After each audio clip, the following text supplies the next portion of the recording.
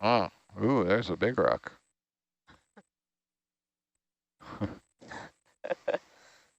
Ooh. Put it back, yeah. That's funny. We are cleaning up here. Could pile it up on top of the other one. And Was it in the way for the tube?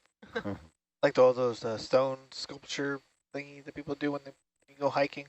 Oh, Oh, those yeah, towers. cairns, yeah. yeah.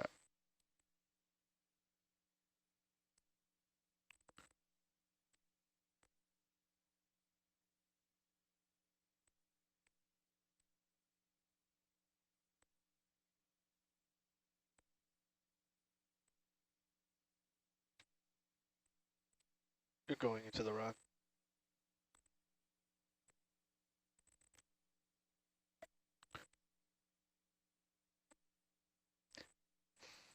Spaz. Okay, you can flush while we zoom.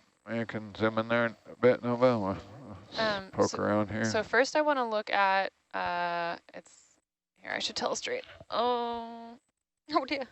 Getting caught on things. Okay, can we zoom in on that? Sure. Okay.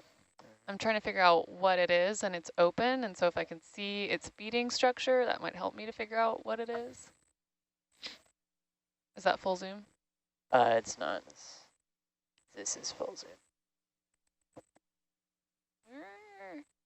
It's like almost look like a lophophore, which would make this a brachiopod, but I'm not sure. I can't tell from this angle. But we might as well slurp up a couple of those to check it out. Seems to be a couple of them around there. Yeah, so if we could do that first, that'd be cool. Okay. Are you done flushing there? You can Jar 1. go to jar 1. Zoom out just a bit for me, Nova, so find the suction sampler there.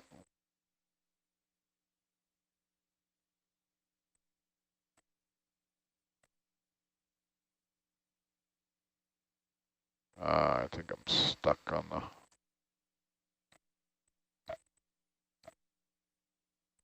So go full wide. Oh, what?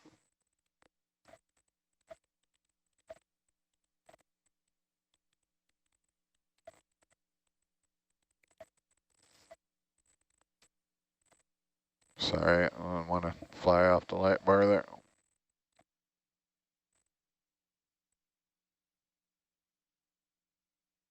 Okay, you can zoom in there. Ah.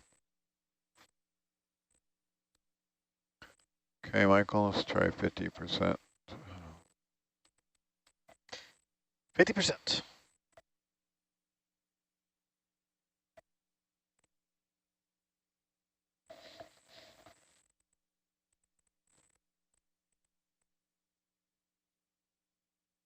Oh, you want to do the up the hose thing again with bubble? Sure. See if we can see him go by. That's kind of cool.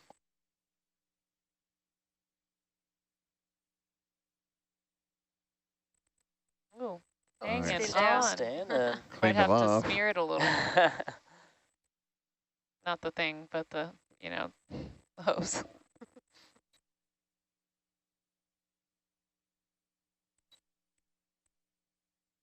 Nice. Smear complete. Oh, there it went. Wee. Coming in. Point. Boink. Okay, got it. Yes, just a couple of those. Another one. Yep.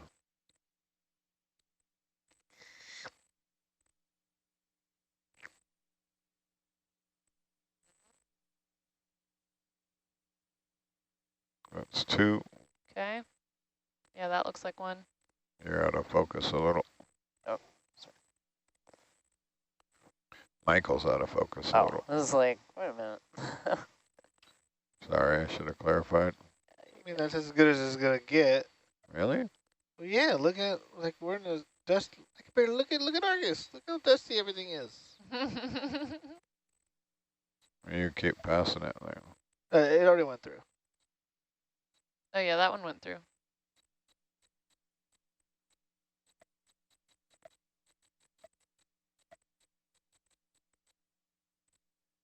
That's as good as it's gonna get.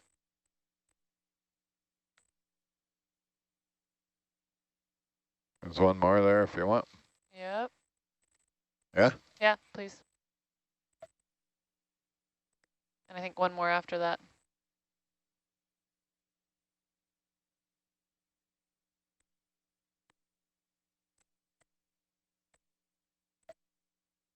That should be 4.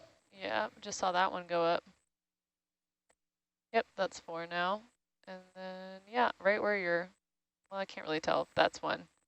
Right where the hose just went out of view. I guess we can look up a little. Zoom out just a little. Sure thing. That's good. Like under the rock where we broke. Oh yeah, that actually is one, because I remember we kind of were nudging it as we were trying to break off the next chunk. You want another one, do you? Yeah, just one more. Where are you seeing them? Well, I actually saw a bigger one now, bottom right corner of the screen. One that's already it's behind the hose. Down. It's like just under that white thing, right? No, you can't see it right now. It's behind the hose. The hose is blocking it. There it is. Oh, I see it. zoom out, Nova. Yeah, right to the right of the hose. If you follow the blue handle, it's Yeah, pointing exactly. at it. To the North The Star. Big Dipper. The Big Dipper pointing to the north. Is that the scoop? That's hilarious. Yes, it is. No idea what you guys are talking about. The scoop handle The is scoop pointing, handle and it's the points Big at it. Dipper, like the North Star. You know what I mean? Like a ladle, you know? He knows. He knows. It's making fun Okay, of us. zoom in. Down there. That's good. That's all I can give you. Here I come. Here I come. There it is. Ooh. All right.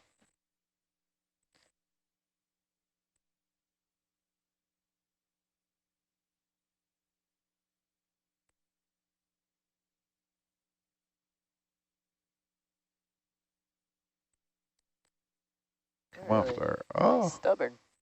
I might have smashed him. Oh no, really? Well, I don't want it if it's smashed. Oh, yeah. Oh, that Yeah, looks killed him. Oh. very sad. Okay, there's one more that was right where the lasers are. Zoom in a bit there, Nova. It's like on the bottom there, that white little bit. I'll reach over to telestrate, like there. That's it. Okay.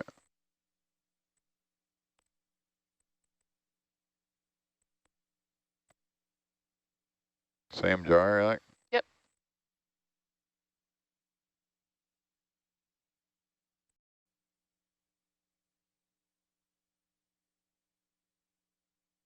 That would take a long time at 1 knot. Oh, no, not to go on this dive. I'm just curious how far it is in general.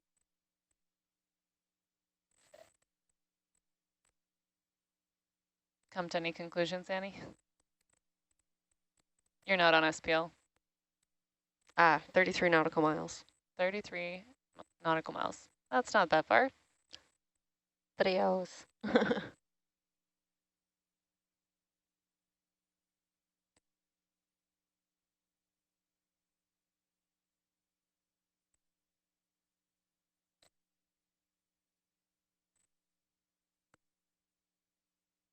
I keep trying to wait for these fish to heave into the perfect position for me to take a good picture of them.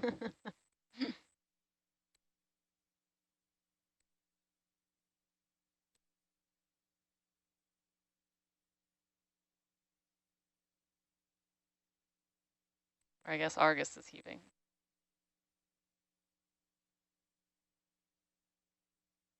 They're quite happy in the shadows there. Yeah. Looks like there's probably so a lot great. of debris coming up from Hercules thrusters, Oh, that's true.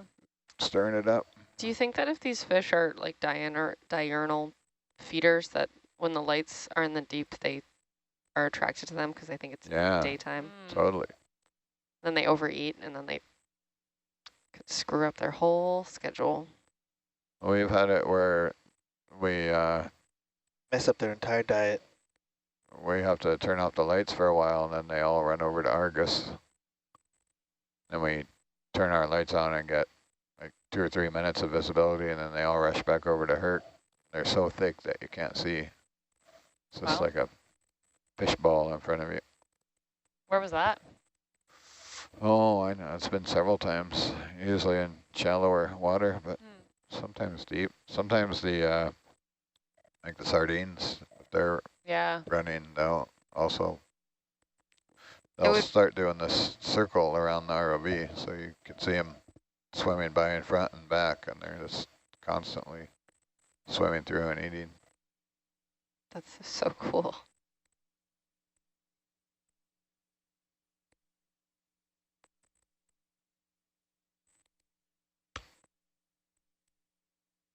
Well, we haven't seen a bubble, I think, since we were talking, right? Yeah.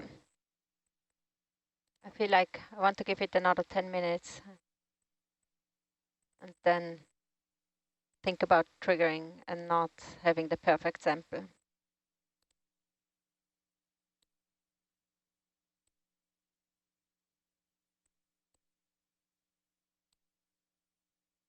Because this could be off for hours. Yeah. And we do have a second sampler, so if we find another one, we can give another try there. Someone sent in a joke. I'd like to encourage any viewers to send in more jokes, but where do you take someone who is injured in a peekaboo accident? You got this, Annie. The ICU. Oh. That's a good one. Right Also, off feel of free to type in dadjokes.com. questions that are not jokes. We will answer them.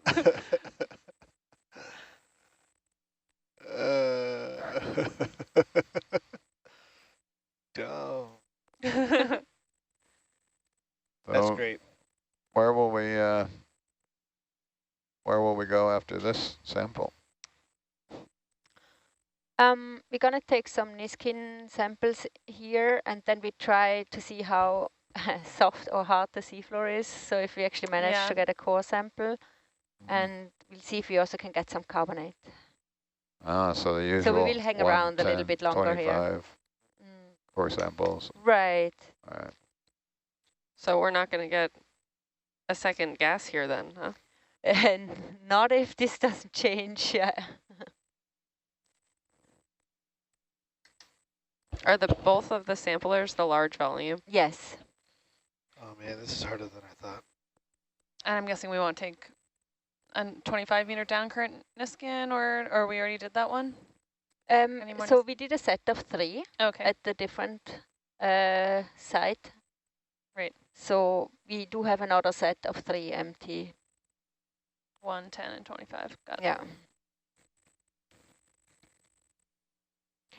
My plan was to take the second gas site as well, but not now. I was hoping that it would just continuously be going, but yeah. That bacterial mat must be getting hungry by now.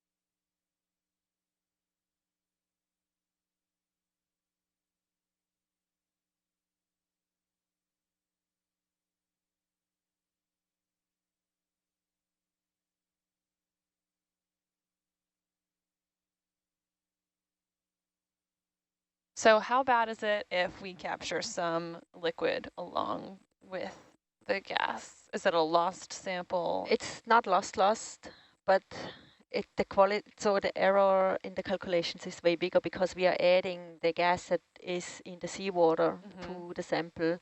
We will calculate And it of can how much diffuse and exactly, and like the isotope signature will change a bit, the concentrations will change, and we will try to connect it through, like we know how much seawater we will get into our sample in addition to the gas. Well, yeah, that's not so much of a problem. Yeah, no, it's just the amount of seawater that goes into the bottle together with the gas, because when we extract it, we'll just have a total sum of all the gas that was in the bottle, meaning the free gas phase that we have here in the funnel, but also all the gas that is currently dissolved in the seawater. Right. So, and then we have to make the mass balance, which is just, it won't be as, the results will have a way bigger standard deviation than the other ones, and also the error propagation. So we can work with it, but it's not, it's not great. And for the isotope corrections, it's sometimes getting so big that it overpowers the actual it's values not really themselves. that, the result gets like, it can be one or the other, because it's kind of a mixed value. So the helium is especially a problem, but with how low it is in the first place.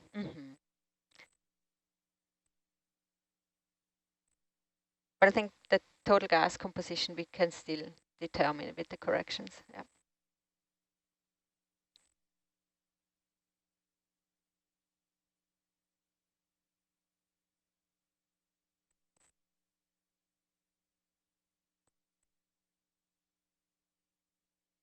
Come on, just a couple more. Yeah.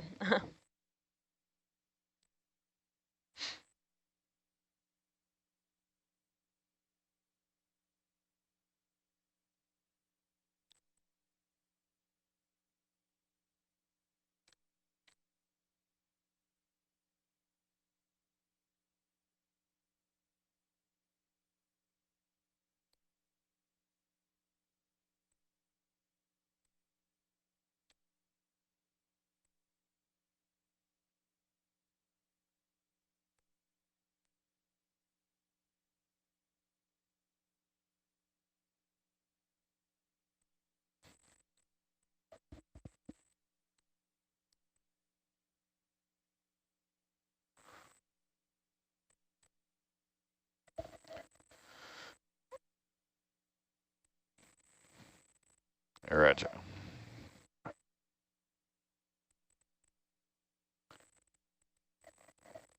It's just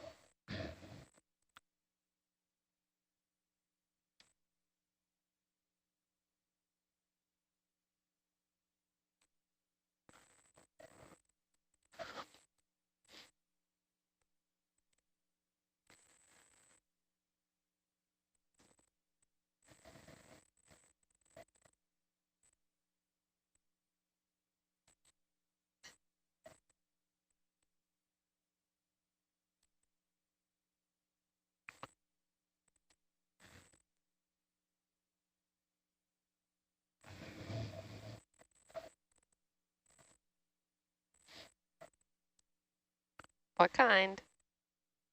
It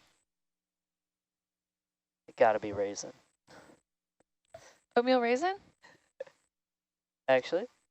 Oh. I'm okay with that. Oh,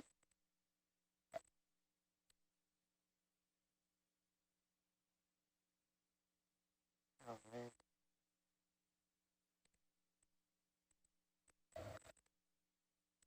Those are ears.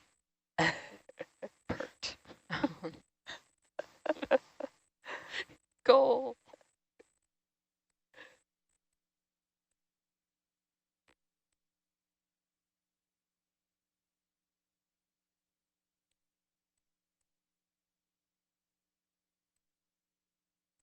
Yeah. So it As you doesn't do. look as anything is happening here. So I set myself a limit and that we reach now. So I think we just have to trigger the bottle. It doesn't, yeah, we might be waiting for hours otherwise, and then we'll deal with the sample afterwards. Okay. Once we have it on board and do our analysis. So yeah, I'm ready. You ready, Michael? All right. Do it, do it, do it. Okay. Triggering. We're Yeah. all watching. You don't think The this is kind of anticipation hasty? is killing me. Oh no. Yes. That's better. Okay, you can Oh. retract. Yeah, it might just was enough, probably, it right? might, yeah, looks like there's a tiny Zoom bit in. left. There's Zoom in definitely a a little bit. bit left. Yeah, so we might just Sorry. Might be okay. it might be okay.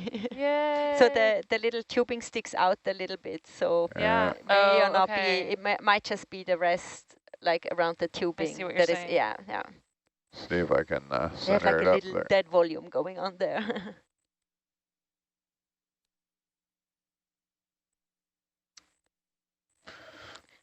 But we will see. Oh wait, are those bubbles coming? Oh my god. No. No. Zoom in there, no? Oh, this What? is absolutely tragic. Oh my god. Here's what it is. That's a joke. I don't even know what to say. Oh my god. Oh no. So if it makes you feel any better, Tamara, I was thinking the exact same thing, and then I thought, well, if the bubbles start as soon as we trigger it, and that was a very tough call, so sympathize with me. What a, Okay, you can zoom out. Coming out. What was the sample number on They that? I knew it earlier. It's like 101. somehow it knows. Yep. And we didn't like move or anything. It's just like, yeah. The bubbles are That is sentient. crazy. Okay, next How? time if this Tamara, happens, you are so mad at those bubbles right now. I Yes. can see it in her eyes. She's like, I cannot believe you would She's do shooting this laser to me. beams. No right one else now. is waiting here to study you, and I'm here, and you treat me like this. and it's coming out faster than the 43 calculated. Oh my dear. gosh. Oh. I wonder if it was movement from the ROV though. That like maybe. The slight. The The- like just, like- trigger though? Yeah, it's Okay. just like very slight movement. Maybe. I don't know. Can we poke it? Just at a vengeance? Just out of break. Just like get Take the that. density verification device and just like What's the gas tight sample number? GT2. Yes. We'll assume. Wow.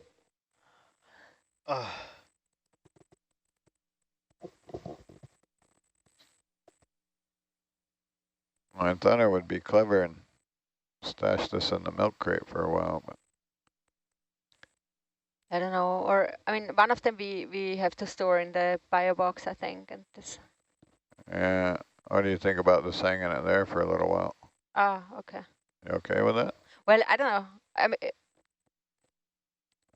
the only thing I'm a bit worried is that it would like fall or tip over or something and then kind of get hooked up in the basket or, yeah. Yeah. Okay, open the porch there, Mike. Sorry.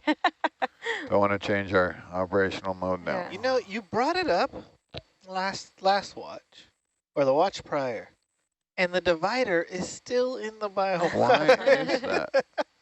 Now he's going to blame it on your note-taking, though, Michael, so shh. I think I Uh, put it in there somewhere. We If must not have, because Michael usually, it goes over. Hannaford actually looks at that stuff.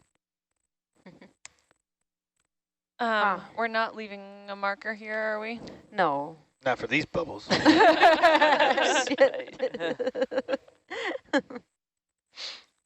I don't think I'll come back. After the way they treated me here, I'm not promoting this bubble tourism. Never felt more betrayed by a bubble stream in my life. Okay, you can close. Thank you.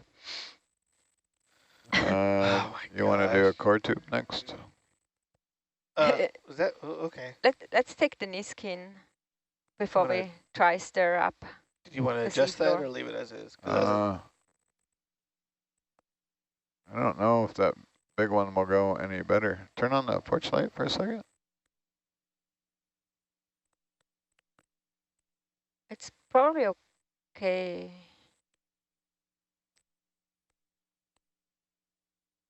Yeah, Yeah, I think it is. or a little, yeah.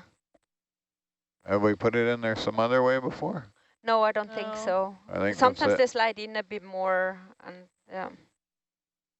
it. Porch out Yeah, on the but the second one then can stay in the basket.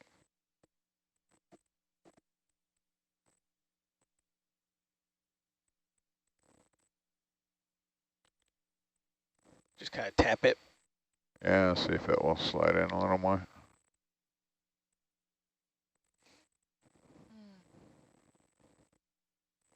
No, I think it's because it's Yeah. too tall.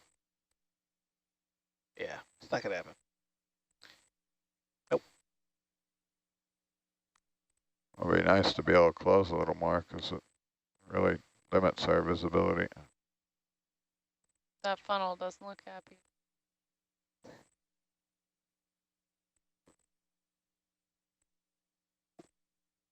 I think that's it for that one. Okay.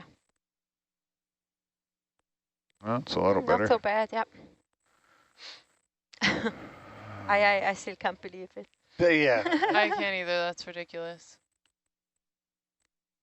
Man. We're gonna look back on this and laugh. I don't know. I'm going to look back on it and cry. All right. Well, maybe it knew that you were here and then went searching for something better. Possibly. Whoa. And it was a little mad. And this For the skin. Niskin? Oh, that's Oh. going to be 4. Well, wait, Oh, they so start this is- backwards. Let me yeah. let me just triple check. Neskin 3.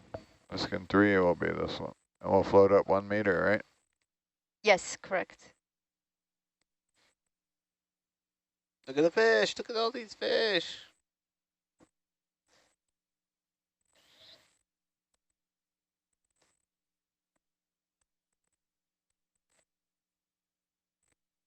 Sea biasers.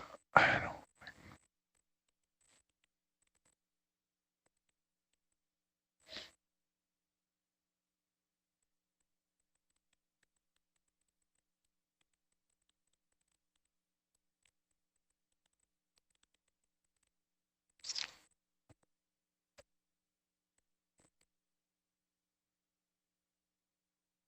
Really? Got like a. You aren't you supposed to be 1 meter? 1 meter. Ready? Yeah.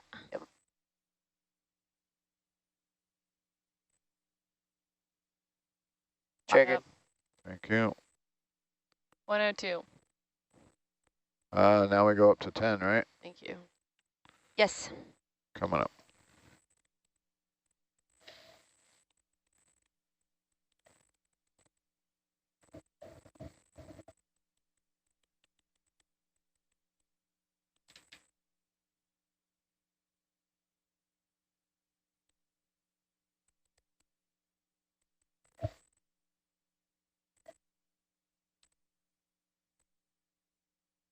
So this will be number 2.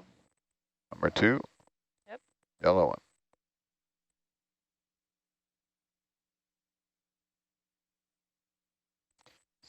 These fish are getting awfully close to Argus. They best be careful. Getting brave. That bottom view is really cool, the black and white one. Yeah.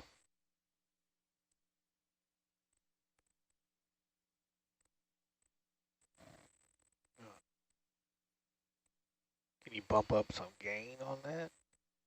On On the Argus? on the Zeus? That. Yeah. Yeah. Yeah.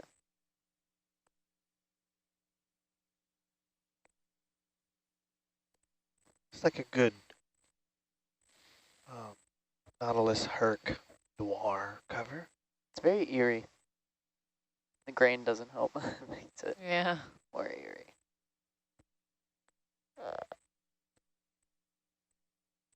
Okay, 10 meters. Ready. Here Here we go. Triggered. Thank you. Thanks. We're going to do the 25-meter downwind one now, or We are going to do that after? afterwards, yeah, when we leave the site, so we can do some more sampling first.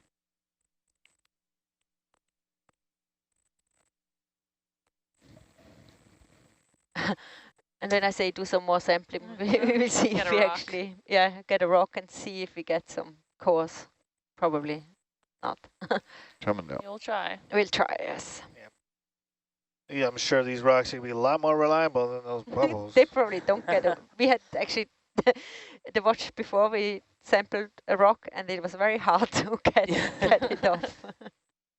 Yeah, this site is like, go home. Not sure what I've done to it.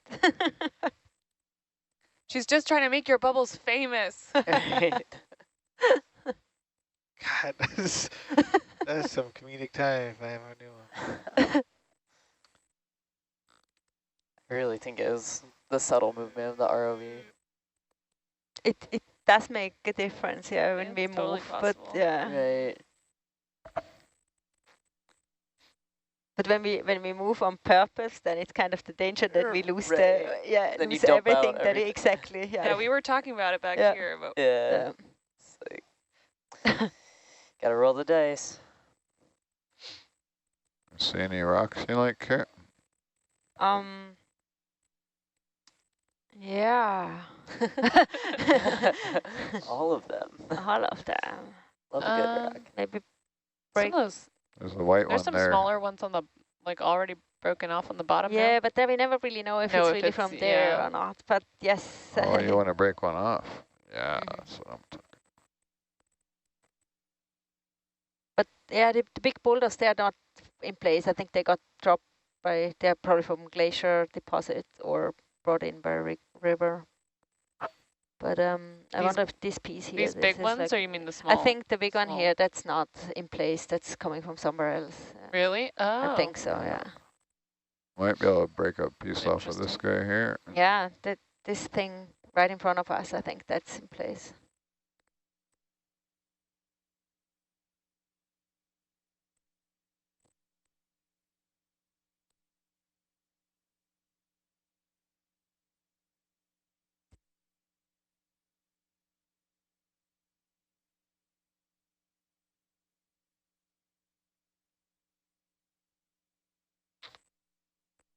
Somebody's home.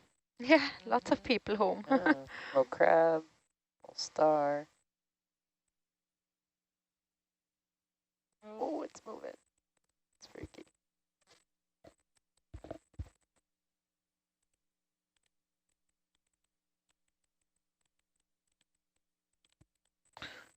You want to zoom in there a bit, see what we see? That's good. Maybe out just a little. Looks like there's a quarter on the end of that rock.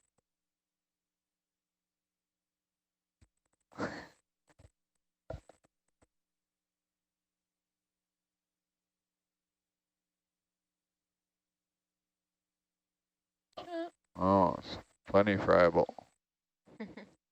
That Big- star is like, nah. Bigger piece.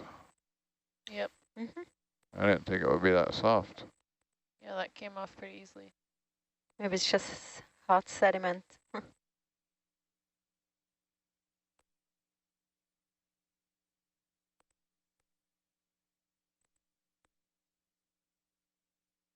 Wow.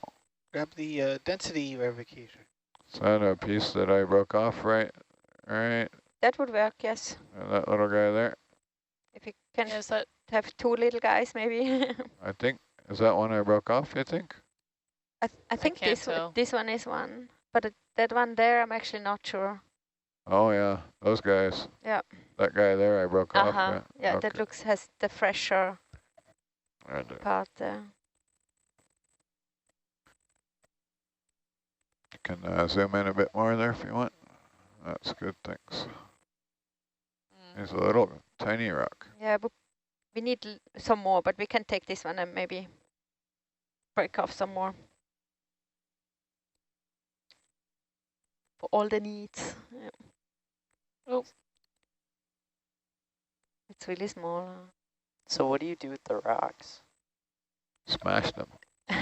Yeah, but yeah, that is actually First, true. you have to smash them Yeah. so that different people can get different pieces of them. Yeah, and then the different people even smash them more, make a powder out of it to determine, or some of them determine the geochemistry of the rock, but then also organic geochemistry.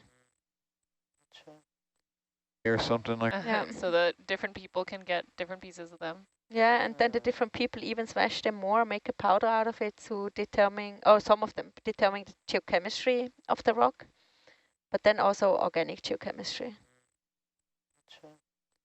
or something like that. Yep. Can zoom in a little more there while we're spinning around if you want, Nova.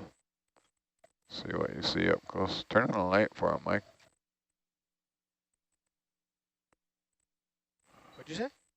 Turn on some of the front lights to light it up there a bit for the camera. Copy, copy, copy. That's a full Oh, all the zoom. lights are on. Really? Oh. Wow, it's real dark. Okay, you want to run the box out for me? You get a chance.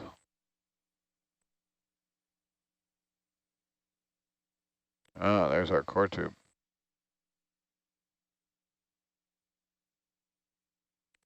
A is okay, you said? Yep.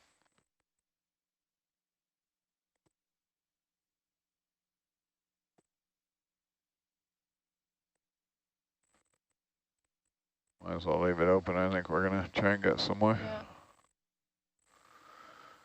Okay, Nova, zoom out a bit there. It's good. Sorry, just drinking water. Hydrating.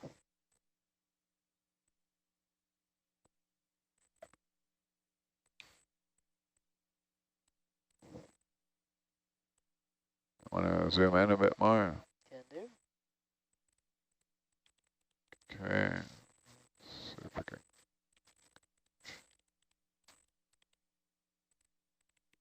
Maybe get under this piece and snap it off here.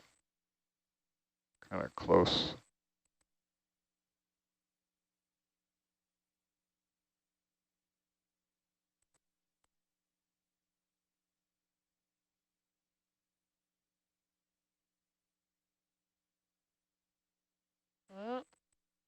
We don't need that whole thing. Yeah, just seeing what'll break there. If I can get it to fracture somewhere, then. Yeah. There is a small piece underneath there. Mm-hmm.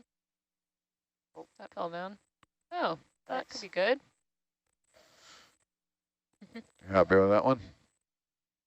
Yeah. That looks like a Yep. good size.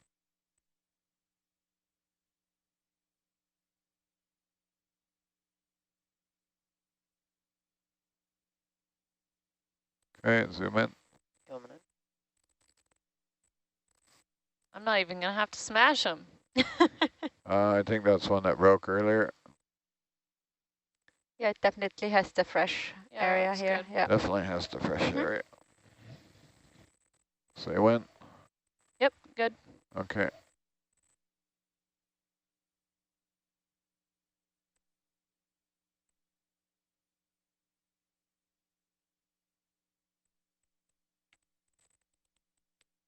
Same box, I'm thinking. Yep.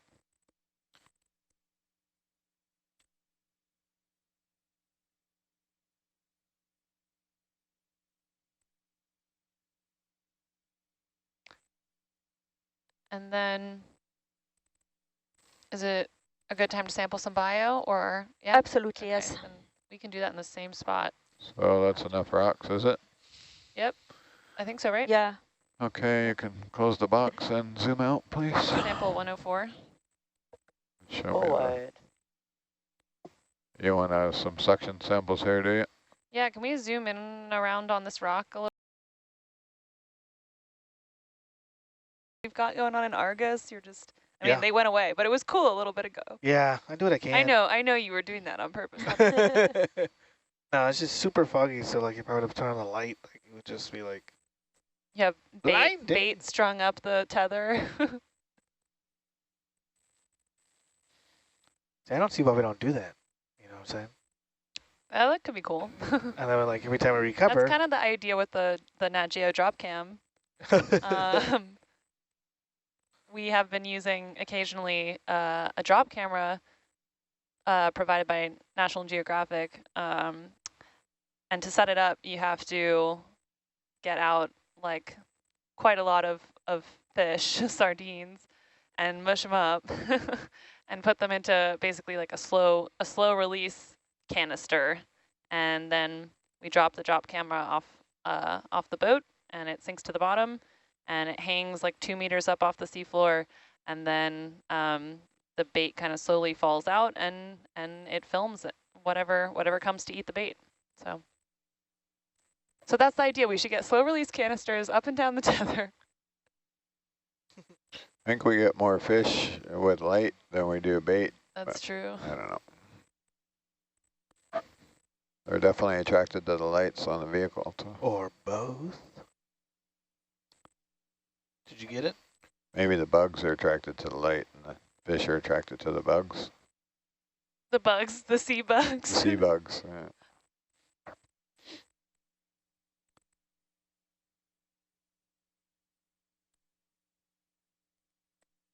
We have people listening from so many places. It's really cool. I'll read some of them off.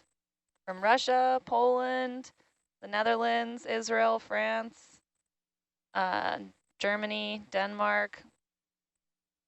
Lots. Thank you for tuning in, everyone. Was that last one knots? Knots. Yeah, no, lots. Lots of countries. Oh. It's like, wow. I didn't know they stream at knots.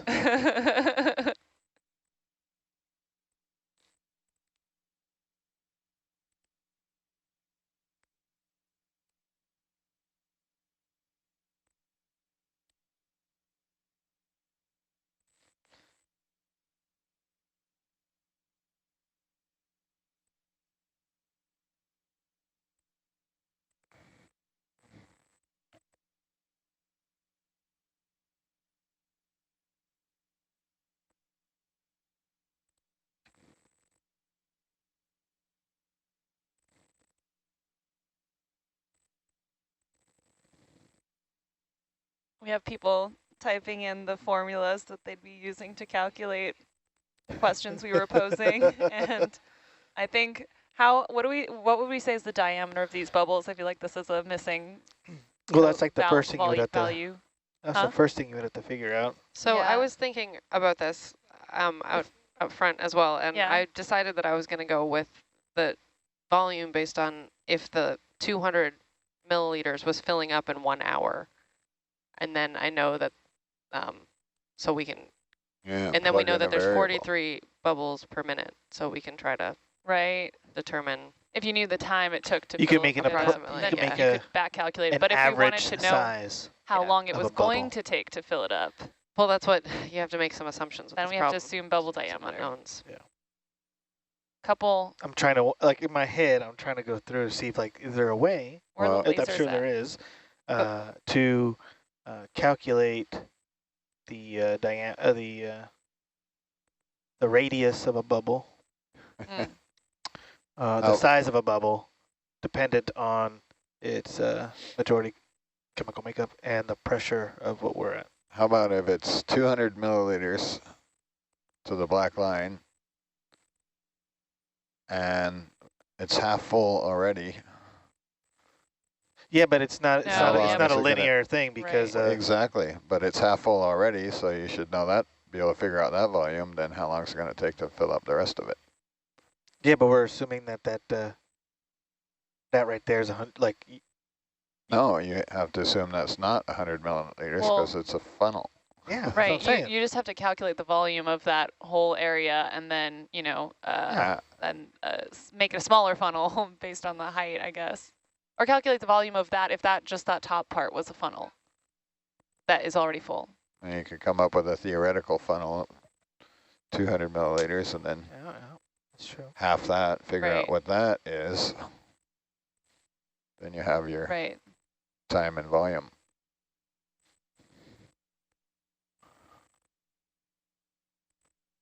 All right, so what brand is this funnel? It's just man. a funnel. It's one of those off-the-shelf 200 milliliter funnels. But that's, the whole thing is 200 milliliters, right? Oh, to the black line Oh, is to the 200. black line is 200 milliliters. The whole thing's probably, what, 500? Yeah.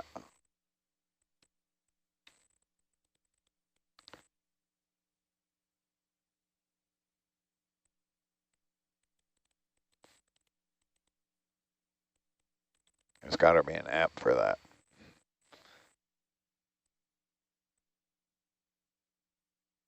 My estimate is that the Do you need bubbles to are know- 3.33 millimeters. Does anyone need to know the Sounds formula about for right. volume of a funnel? Milliliters. Are you working on this up there, Milliliters. Michael? Huh? No, okay, he's not.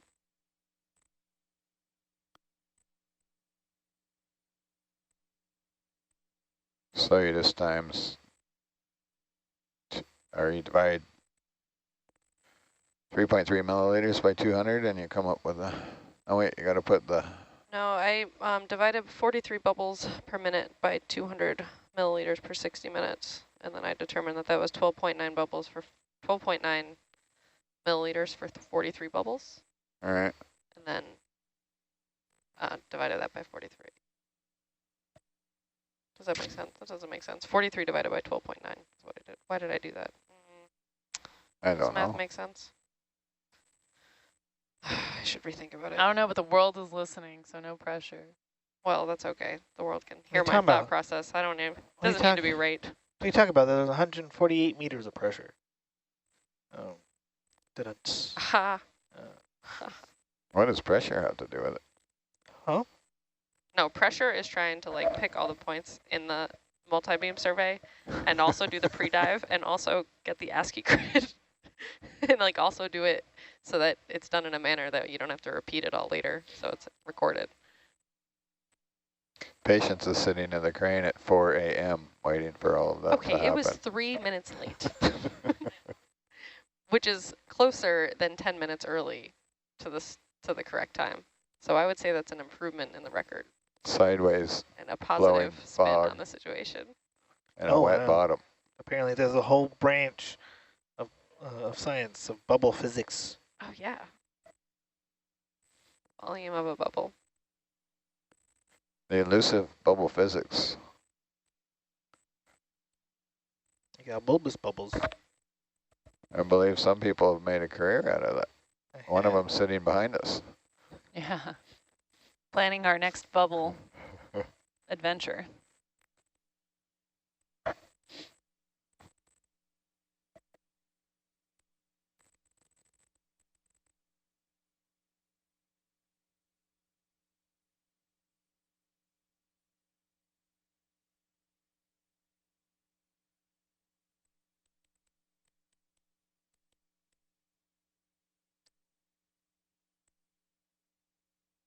What do you call the shell of a bubble anyways? With the Ooh.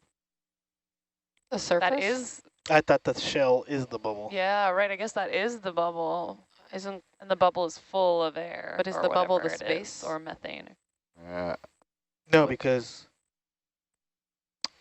No, I don't think so. I like think if you the enter someone's bubble, you're entering their space Well, you're passing You're the shell, passing which the is shell the bubble. of the bubble. of the bubble. The bubble itself is the space. The shell is an entity, it's a part of the bubble. You've just said it yourself.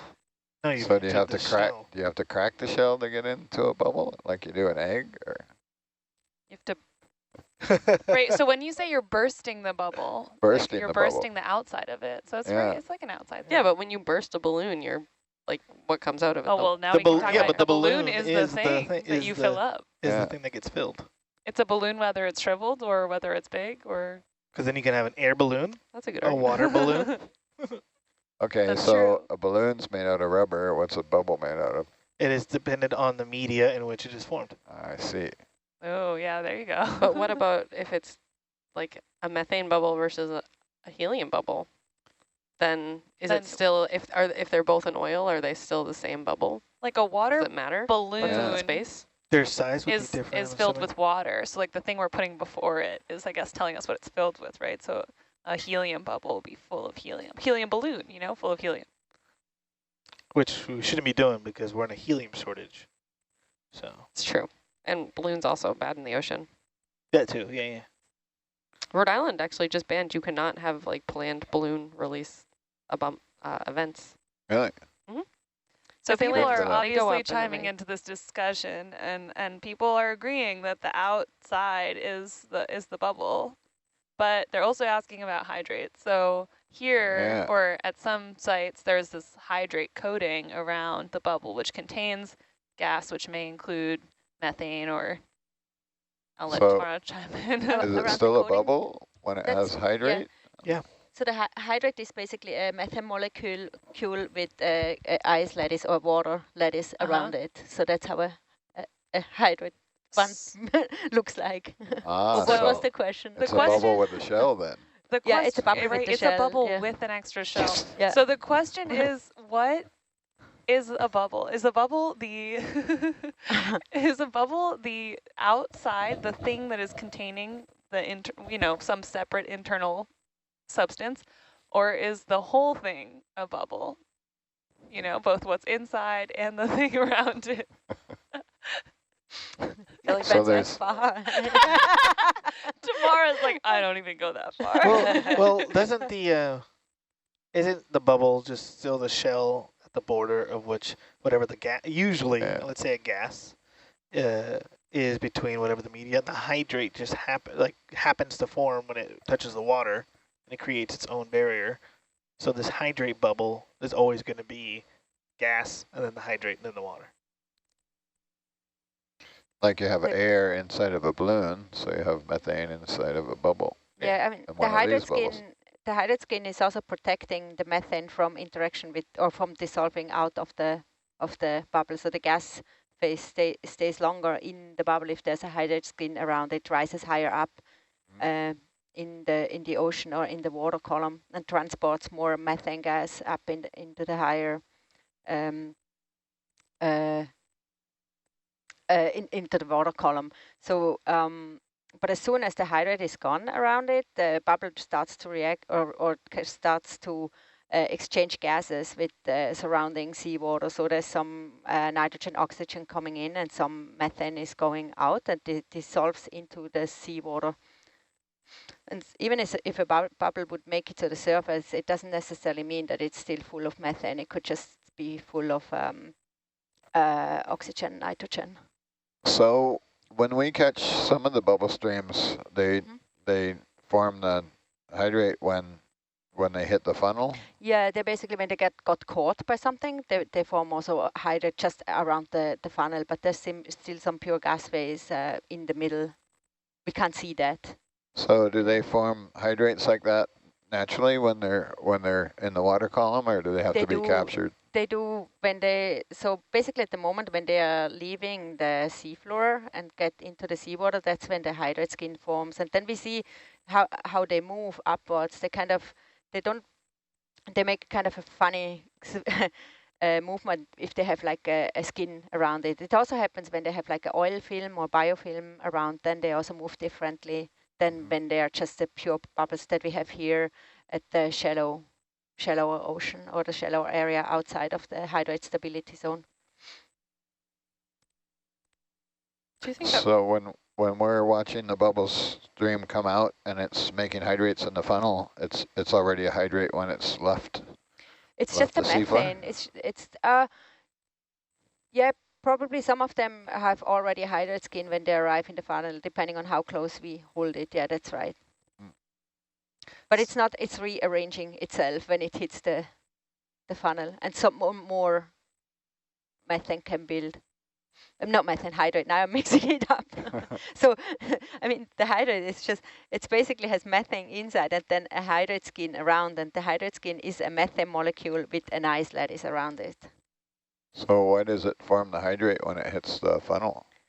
I think it's just when it gets caught up and it has something to form, and also the bottle effect, I think. like when there's not like more and more water, it just takes whatever it has there and forms an ice. So are bubbles with the hydrate coating more likely to transport methane gas higher up into the water column than bubbles that don't have a hydrate coating, where there's, I guess, more diffusion is possible across that barrier? Yes, they can actually only after tens of meters they already like start to exchange, or can even like have all the methane gone out of the bubble. So even with the hydrate? No, that would be without. Without, when there's no like protection from the interaction. Did it stop? They ran out? Did it run out? Significantly slowed down, that's for sure. Did anybody answer the volume of the bubbles question? I was looking up. No. Oh, that's cheating.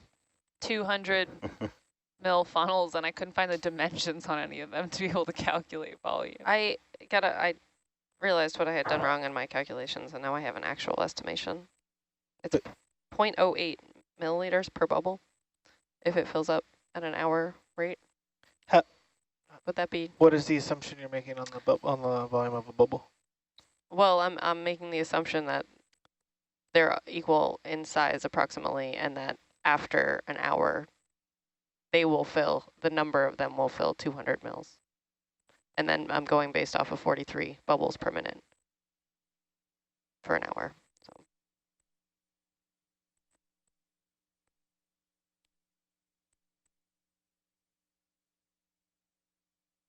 Yeah, we give it a bit of time to hopefully turn on again.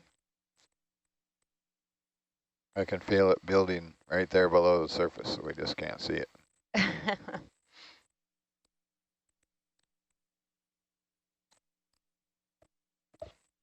This one might be called Little Faithful if it goes. Little Faithful. Baby Faithful. Baby Faithful, yeah.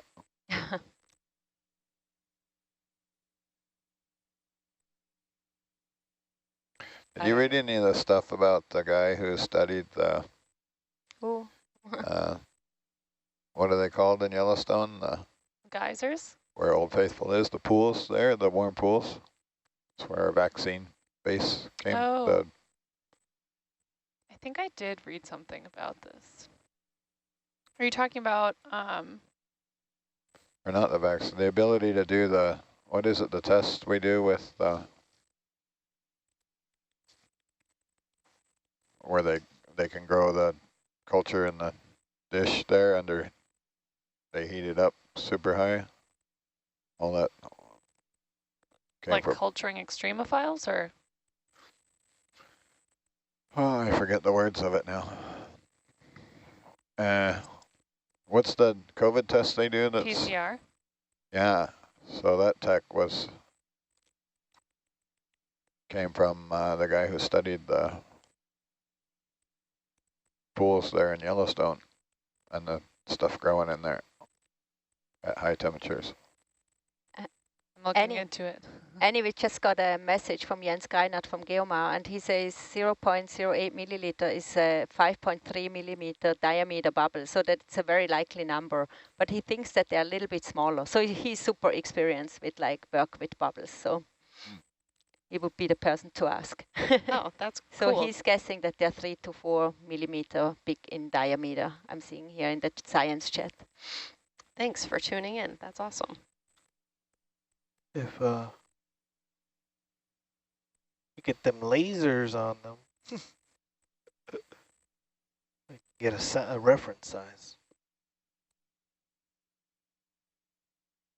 Yeah, Jens has done several experiments with bubble size and also multi-beam. So, and one of them was here at the Cascadia Margin on the Falco cruise in 2019, where we had a little, so we had an experiment going in the Astoria Canyon, and one of his instruments was a bubble box that is taking pictures of the bubbles that are rising from the seafloor from two different angles, so that he could describe the form of the bubble, but also the size, and the distribution. So that was super interesting, and then that combined with his a small multi-beam that would be sitting on the seafloor as well and just observing the bubble stream over a long time.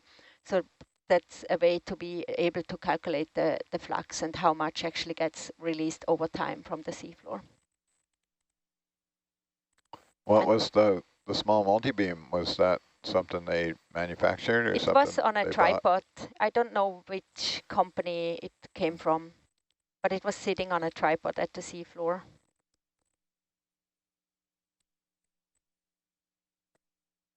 Dan, I looked into the Yellowstone thing. I actually didn't know this. That's a cool fact that the species of bacteria that was studied from Yellowstone living in those extreme temperatures, I think it was back in like 60s, wasn't it? Yeah, 60s and into the later 1900s. They were studying that bacteria and realized that some of its enzymes, which are proteins that catalyze or speed up different reactions, some of those enzymes are able to function at really high temperatures because that's where they're adapted to living. And in PCR, you basically cycle through a series of temperatures, including very high temperatures. And so now one of the enzymes from that species is a key ingredient in PCR because we need something that can function at those high temperatures. So that's very cool. And then, of course, PCR is used in COVID tests. He won a Nobel Prize for that, didn't he? I forget his name. Something Brock? Yeah. Brock and Freeze. I really like that the student's last name was Freeze and they're studying really hot stuff.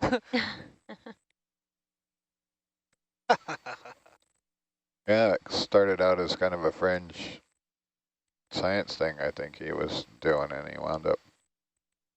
Don't they all? Making a career out of it and getting a Nobel Prize.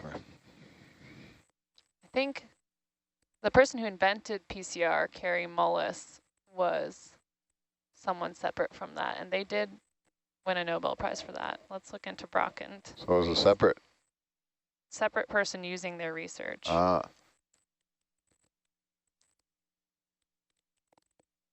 think he's still around. There was or at least he was when I was reading the article.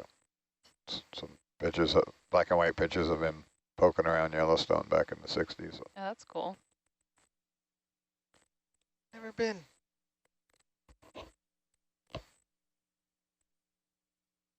So when was the PCR thing worked out then? That was in decades later then? Let's look.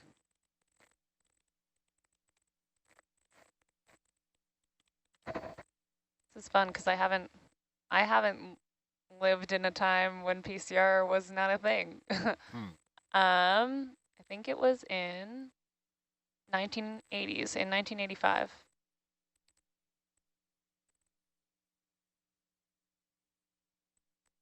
Do you need this at 30 meters? What's that? Do you need this to be at 30 meters? Do you want it at 30 meters? No. Well, they may have ranged it out because it's depends on the terrain, right? So when it's flat like that, you can range it out and get a good image, but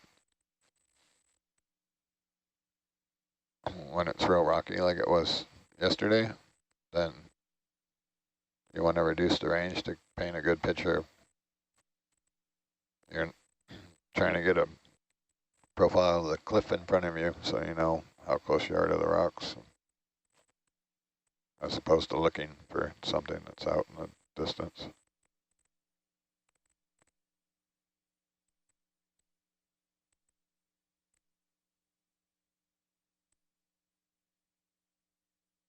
Sonar is way more fun when you're on a cliff because you get the profile of the cliff, right? You know where the ins and outs are. Like yesterday, going into that kind of cavern thing, we knew how deep it was. Yeah.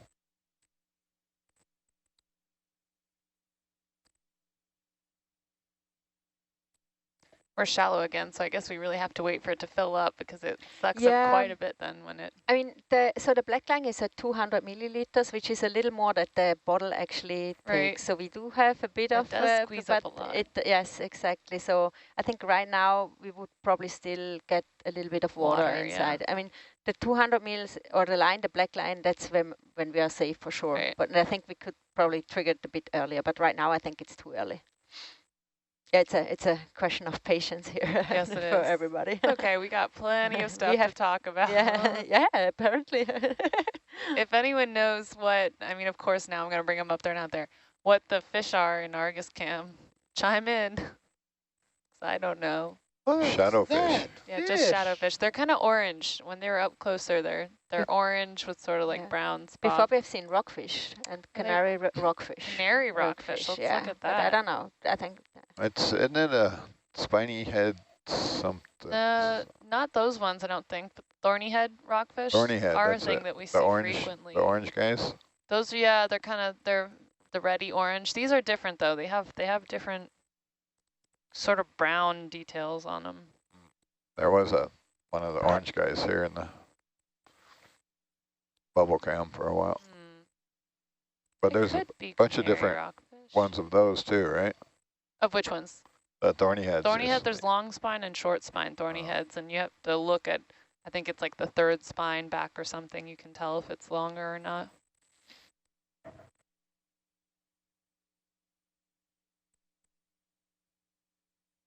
Differentiating between rockfish can be really hard. Some of them look really similar, and you have to know like what spot or line, what spot by the eye or line down their side are you looking for to know that it's this one versus that one.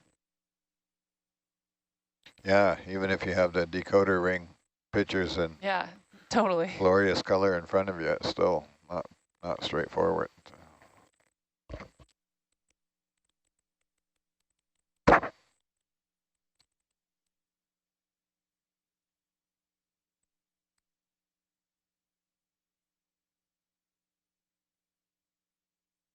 How much volume of that funnel do you think we have filled with bubble?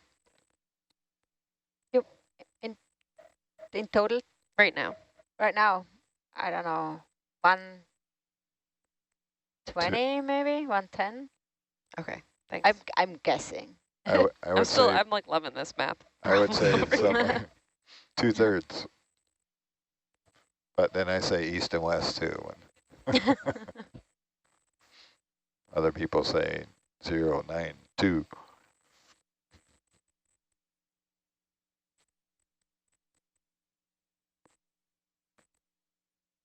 Maybe if I said 092 and 272, I wouldn't get them confused so often.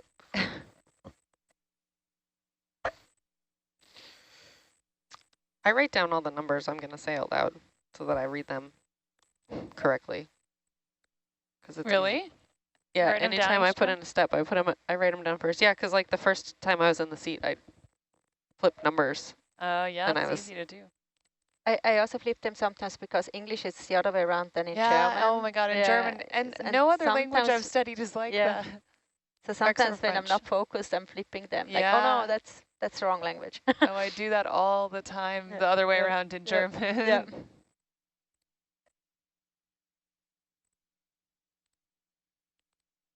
I like how Germans invent words. They just put a whole bunch of them together. Yeah. Yeah, they do get really long.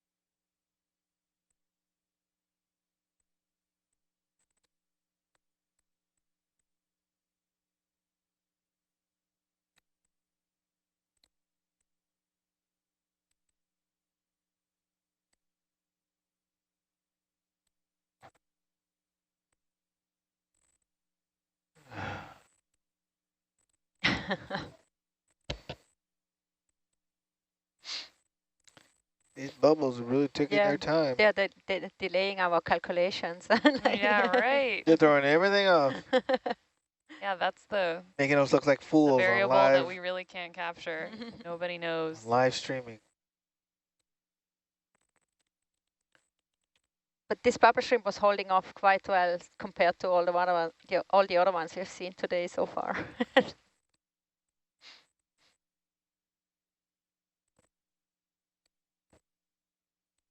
Of course, we're going to pass back over those, and they're going to be like vigorously You know, bubbling. possibly. Which we wouldn't complain about.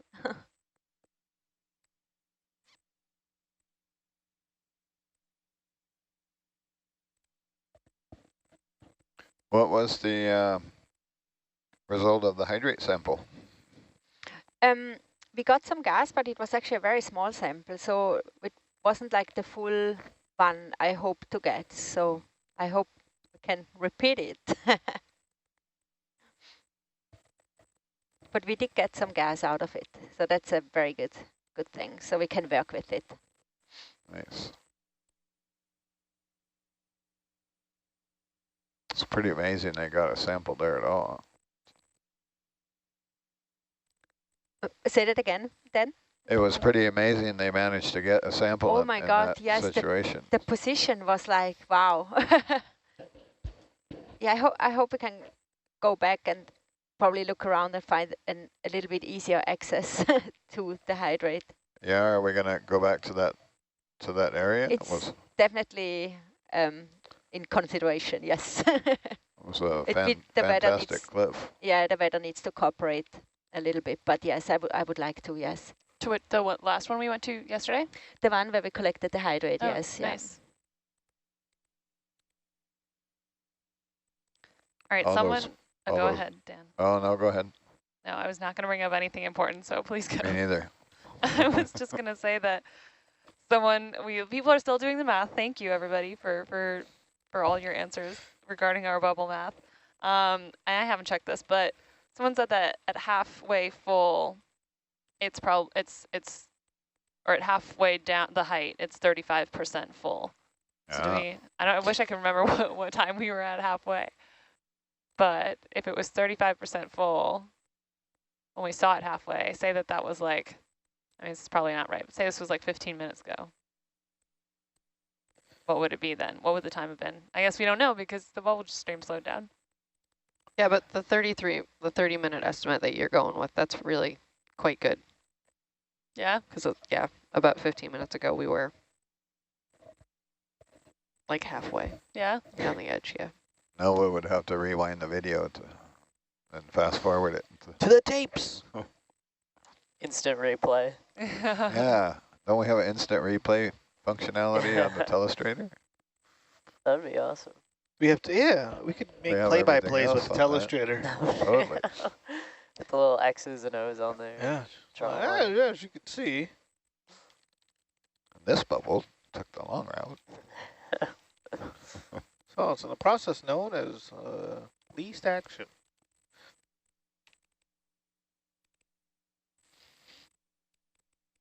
And tomorrow, when you have a moment, I know you've gone over this a few times on past dives, but what are we doing here? Why are we collecting this gas? I'll answer that in a second, yes. Yeah.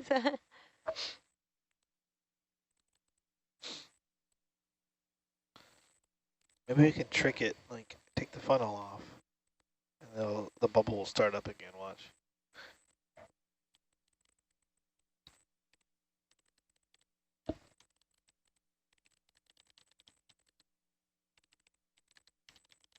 We seem to be missing a core tube. Yeah, it's in the box. In the box. Did it have a malfunction? It still had the bung in it. Really? Oh, no. Yeah. It didn't get Yeah. hardware? Or I suppose, or maybe it fell off, or it broke off. It probably didn't break off, but That's so strange. There was a. What box is it in, do you know? I was not told. Well, I take that back. I probably was told. I just don't recall. It's probably in one of the front ones. Send the log there? I That's a good place to check, I guess. Oh, look, if we wrote something down. I don't have anything written on here. Oh, pardon?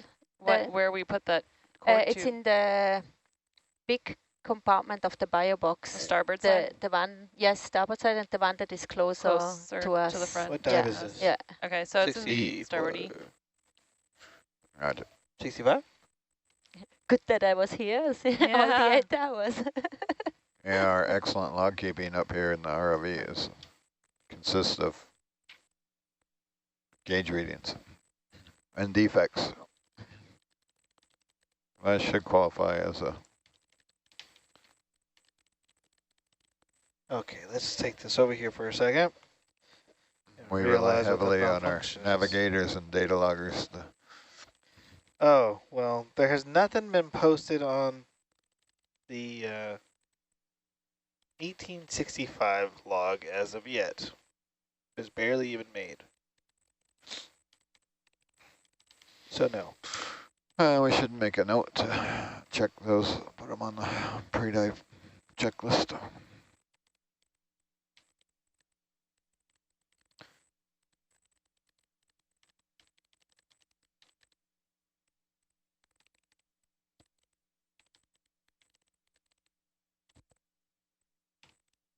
It's going to be important for the next cruise. I think we're just going to switch 5 out every time. So. Oh. Yeah. It's the rumor. To help with the turnaround. Yeah, so I think we got to get back on quiver production. So I don't know if we have quivers. Lila, you were asking about the analysis and why we are sampling the gas, exactly. right? Yeah, so I want to determine the gas of the source, kind of figure out what the composition is to understand like where the gas is coming from, where it interacted with what, and also if you find a certain pattern along the Cascadia margin, like from the gas composition. And then once we have the gas composition, we also want to compare it to the biological results, so to see if we can see some different pattern there or some things that are in common on all this. And the analysis we are doing the full gas analysis, like the total gas, where we measure like how much methane, how much hydrogen, CO2, oxygen, nitrogen that we see in there. So far, it's all the measurements pointing to almost 100% methane, a little bit less than that, but not much. And we're also doing the isotopic composition of the methane that helps us to track back the source of either thermogenic production, that would be decay of organic material in the sediment by temperature and pressure, or then the production by microbial activity where the microbes basically produce the methane. And there we can also track back a bit how deep the source could have been, or how deep the source of the methane is in the whole accretionary wedge. And we're also going to measure the helium isotopes, helium-3, helium-4, and this will give us an indication if we even have an input from the mantle or from some very young crust that is sitting underneath this margin, because it's an active subduction zone. So we have some like seamounts and some crust crumbled underneath the overlying crust. So there's always an option for a signal that is coming from something deeper. And where it's also especially interesting, it's the closer we get to the Blanco fracture zone in the south at Oregon-California border. There we have younger and younger crust that is underlying these sediments, and there we also have found some helium input actually pointing to a connection to the mantle, or then to this very young basaltic crust. So we're using the gas for like different aspects. Which one would be isotopically lighter, the thermogenic or biogenic? The one that is come from the microbes, the microbial methane. Because it needs to be more energetic. That's more energetically favorable for them. Yeah. Okay. Interesting. And which way is it around for the helium for? So the helium-3, helium-4 ratio, that's basically I'm comparing it to the ratio that we have in the air. And then it's so a crustal signal would be where we have very little helium-3 compared to helium-4, and a mantle signal would be the other way around, where we have a lot of helium-3, helium-4. But the ratios there is 3 to 4, and the other one for carbon is 13 to 12. Right, so it's actually, okay. helium is one of those you look away right from the other side. And helium also is a noble gas, so it doesn't like react at all with and it doesn't anything. react. Yes. Yeah. So the only thing it does, once it's entering the water column, it's just getting diluted by water. But it's not like it's not a redox active. So it's totally conservative in the water column. So we also use it like areas where you have a lot of helium entering the water column, like hydrothermal vents or submarine volcanoes, where you have the active magmatic source underneath. So you can exactly trace it, actually thousands of kilometers in the water column. And you can also use it to kind of set redox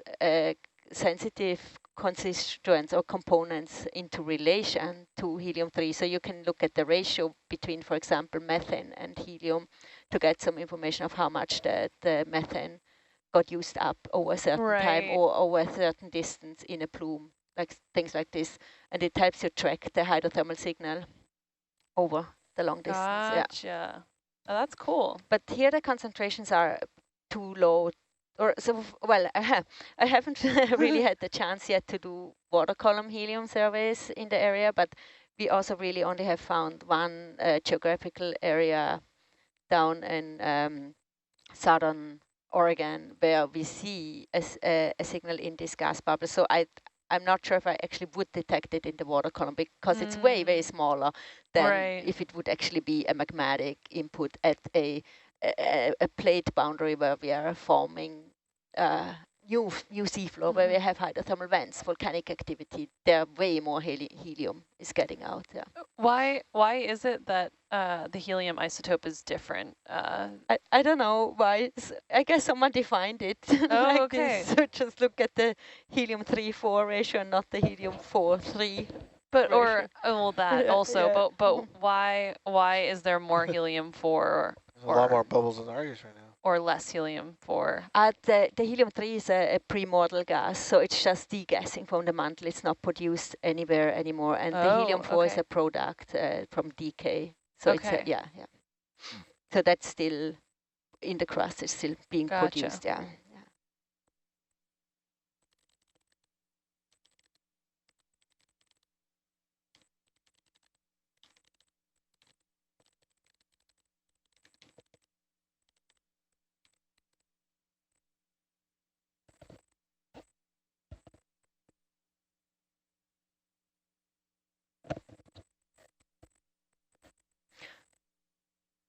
So while I was talking, I lost track of the bubbles. Have we seen some still?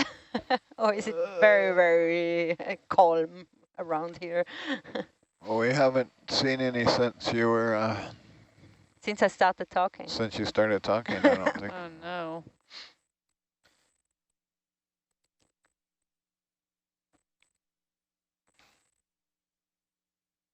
Are you trying to do the calculations on the volume of this now? I'm looking at the bubble cam and thinking of how much water we would get in. I think it's still quite a bit, actually.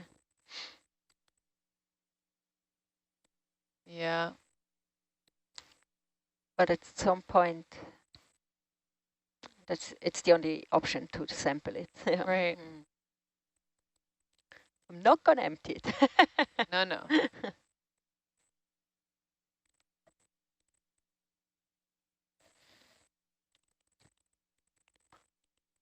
Can we zoom out a little bit for a while just to see if somewhere close by a new one started?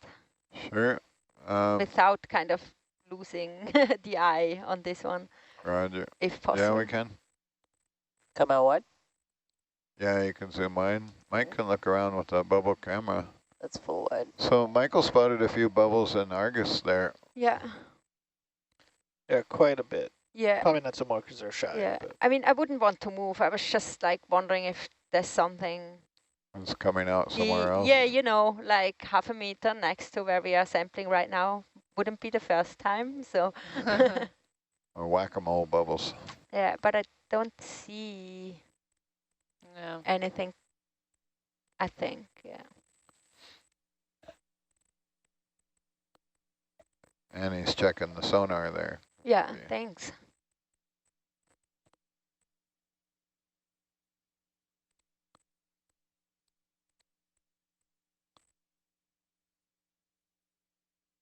Yeah, noise and instruments.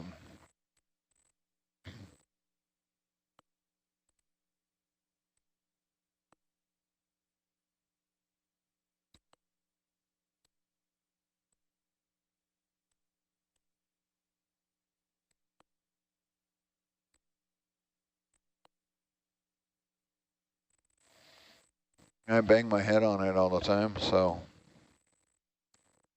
What do you bang your head on? Norbit? Yeah, and bubble cam. Yeah, I'd say it's right around 6 feet. Yeah. And could we zoom in again on the... Yeah, go ahead. Close up on the bubble. Back to where we were there. Yeah. Oh, no.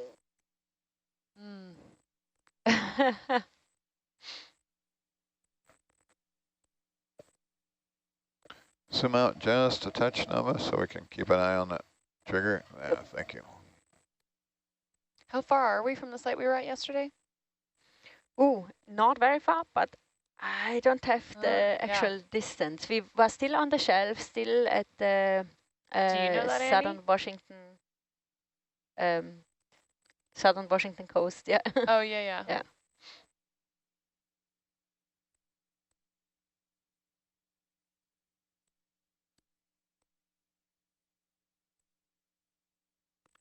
It's just like the ROV shop computer. There's at least 20 windows open every time yeah.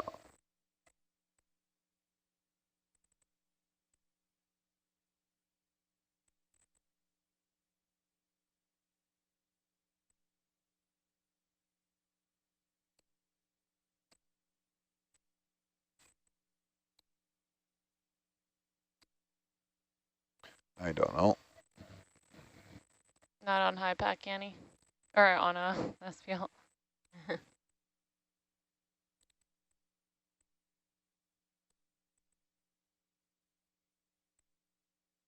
Who's down there?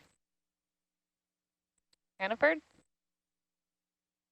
No, it's one of the engineers. Oh. They also do rounds down there.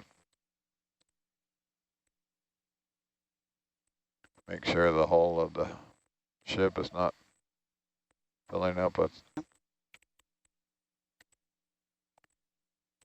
So yeah, this looks like a nice spot. Downlight on. Yeah, downlight on. Promising. Downlight's on.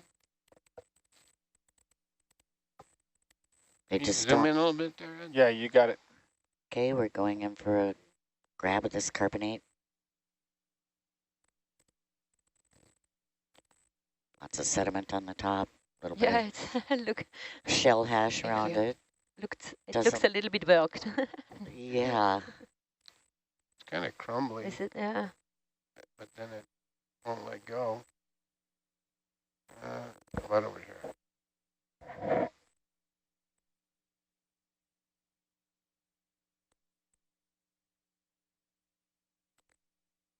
Well, there you go. Hope I got anything. That's why they call it Hercules. Okay, let's take a look at that. Big enough? It's kind of. Yeah, if we I think so. can we do bigger? No. You Bigger? think you want bigger? Pitch Well, it. Can Pitch we it. take Pitch this plus bigger? Oh, you want to take this and another piece? Yeah. All right. Oh yeah, why Coming around not? the horn. We're splitting it Roger. up for I think 4 different science groups. Oh, So, okay. yeah. That makes sense then. Gosh. Yep. And it all can go in the same compartment. Yes. Okay, out on the draw. And it could all be called the Inventory. same sample. Yes, yeah. Yeah. We won't give Sample it tray out. separate sample numbers, just so that will Little? be You want a little compartment? sample 099. Yeah, any compartment's fine. Oh, well, we're probably not going to get that many samples, so I'll just go with that. Yeah. All right. That's an alpha. I need to update our lettering. Okay, dive mode. Come in. Coming in. Holding.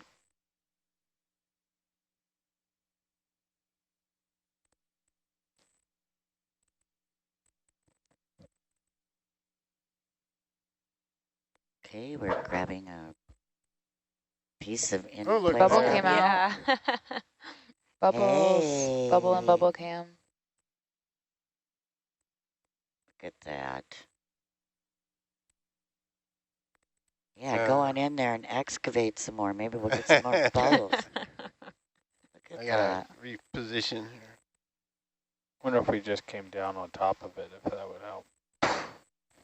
Coming out. Yeah, go and grab it in Look, there. more Oh, bubbles. more bubbles. Very bubbly around here. Yeah, it's starting to bubble. Yeah, there's a bubble stream now Nice bubble stream over there. for 2 minutes. Hey, now. But, hey, now. It's a possibility here. It's looking good. Tide's Look at at that. Another 2.9 now. Ah, so that's a big, that's, It's slowing down. It was dropping at about a foot a minute or an hour. is that in meters or feet? Pete. Yeah. Can you zoom in, Ed? Yeah. About there. Yeah, let's go right in there. Excavate. Set those bubbles free.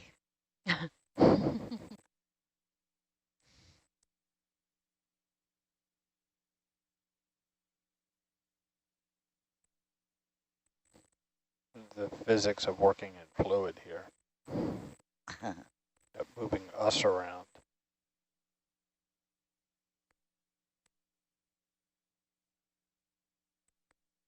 Come on. Is the left arm any good at breaking stuff off? Well, you got an hour or so. Roger. Roger.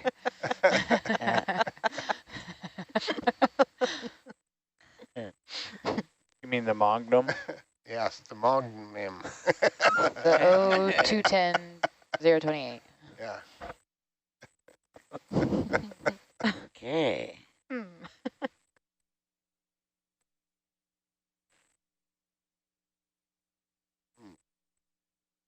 Come on, you can do it. Not as crumbly as I thought. Case on. Yeah. It's not gonna let go. Maybe not. How about over on this side?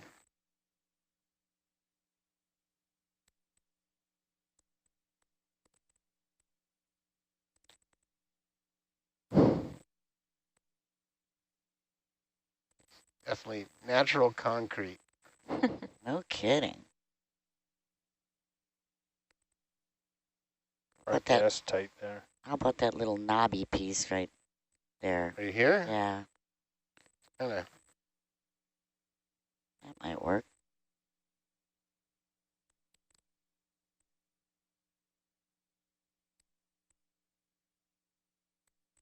Maybe.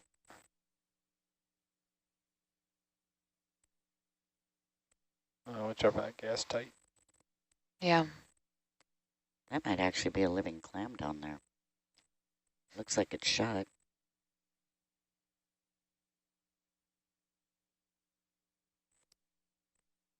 Watch your arm. Ah. You're reaching across the samples, Okay. samplers. Did you get it? Yeah, I mean, No.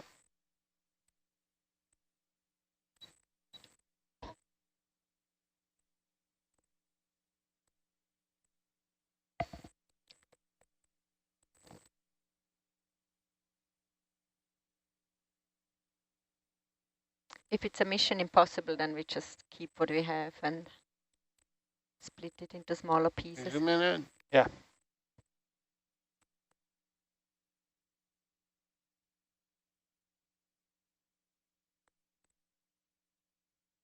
Carbonate is stronger than it looks.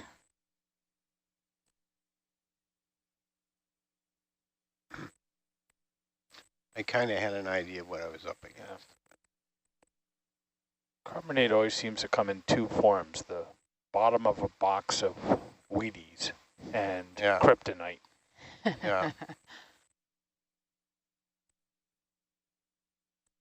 This is kryptonite. Yeah. Definitely. I don't think we have a chance here. Yeah. We can keep what we have and just make small pieces. You want a fistful of small bits down here? No, I think the sample that we have is okay. Yeah. Yeah, we just make smaller pieces in that case. Also, I think the ram is sticking out a little bit. If you could retract it. Oh, is it? It's got the creeps. Okay. Suck that in. What's got the creeps? Tom thumb. Okay. Retract it. Yeah. Retract. It creeps over time. Okay. There it is. Okay, good. Thank you. So are we giving up then? Yes, I think so. Unless you have a really good spot. Or you try and land on it. Well, that's Jason 1. We used to back and ram. That was the only way you could get rocks. Yeah. But we can't do that with this. Yeah, probably don't want to be doing All right, it's okay. I would back out and see if we see any bubbles behind us or... Sure. Susan, you also mentioned you saw clams that are alive, you thought? Or you want to zoom? Could you zoom in at the base of that carbonate, at those clams? I'm thinking that one of them at least looks like it's closed, but I could be wrong. What do you think, Taylor Ann? I'd say it. I can't really tell. Can you zoom a little more? There we go. This one is open. Yeah. That looks like it might be dead, that one. But I can't tell about the other ones that you can't see, like the edge of. Looks pretty dusty and it doesn't look very happy. active. Yeah. Not happy. Yeah, I know. These are not happy as a clam. Come wide a little bit. Is that where that comes from? Okay. Zooming on out. Yeah, I can't tell. Yeah. Okay, so we're looking around. Is that the deal? Yeah, a little. And then I want also a third Niskin, and that one would be 25 meters down the current. We might can the looking around combine with the 25 meters off, depending on where the current goes. We did see now there's the one bubble again. We did see bubble streams right behind us as well. Yeah, but I think it turned off again. It was like I saw it in the bubble cam for like 10 seconds, and then it was gone. But we can also check that out first. While we determine where the current is coming from. Well, did we want to go to we're close to the one sort of continuous stream, right? We saw it earlier? You know, it also shut off. Hey, it might be turned back on. That's right. Okay, so... Yeah, here is nothing, huh?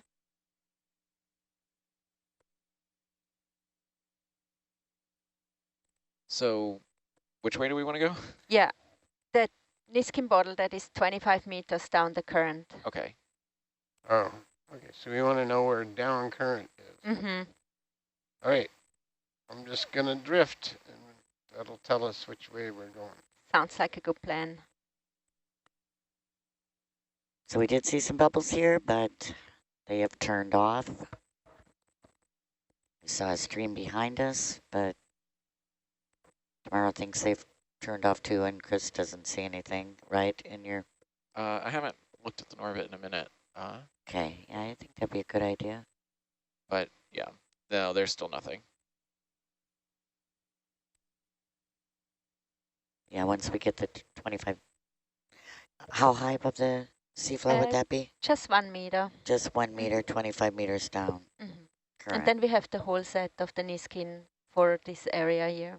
Okay. Then we can look around more or move to the next side, but that makes a more or less complete sampling, that at least from the things that we can get. Okay.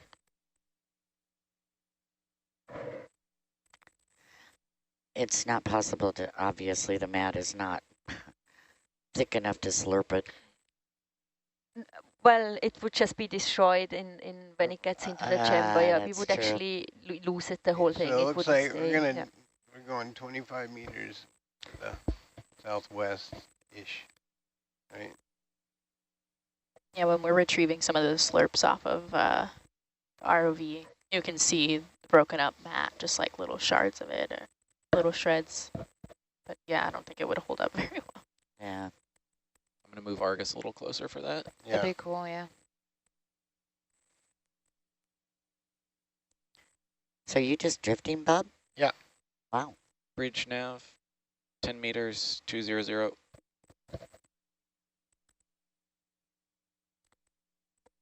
So the current is pushing you to the... Southwest. Okay. West-southwest. Yep, going towards Old Pick 5, Susan. Maybe there's something good there. Yeah. I don't think... Have we visited that one yet? I don't think so. We didn't go there, no.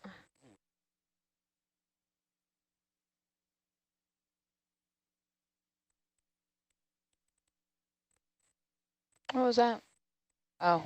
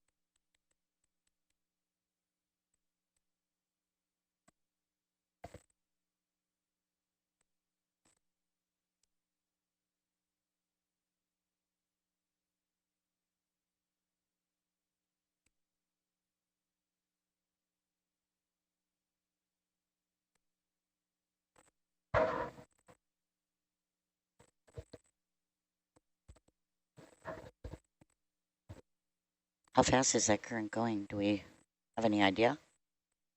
0.14 knots. Huh.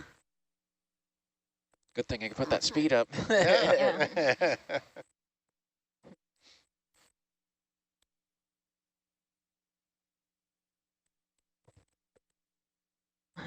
Did we move already? We're 14 meters away from yeah, awesome. sample site. Yeah.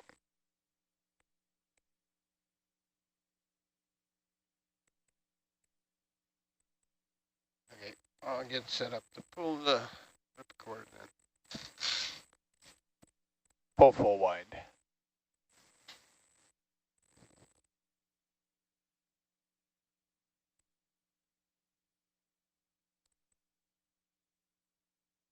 We're preparing to take another Niskin at 1 meter above the seafloor, 25 meters down current from our previous 2 samples.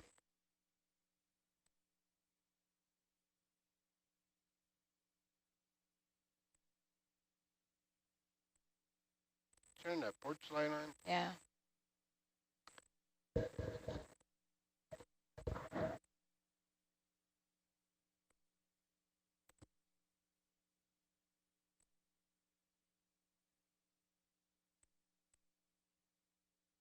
Boy, the water temperature is a lot warmer here than it was way offshore. We were sitting at like 2.2, now we're at 7.2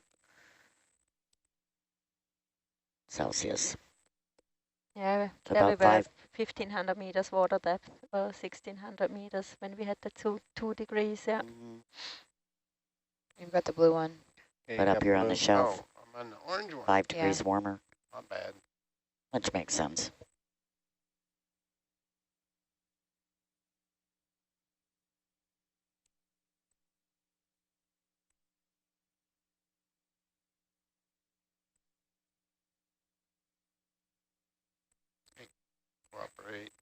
go.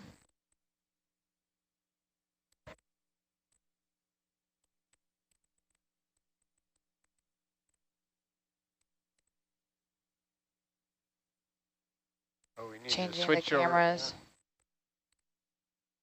over. Got it. 21 meters out. By the way, that 7.2 is still only 45 degrees Fahrenheit, so wouldn't want to be swimming out here.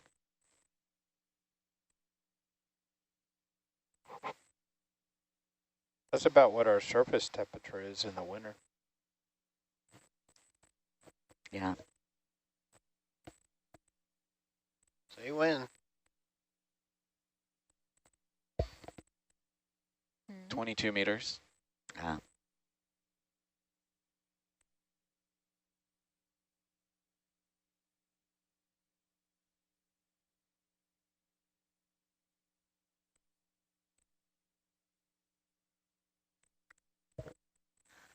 You've really slowed down here.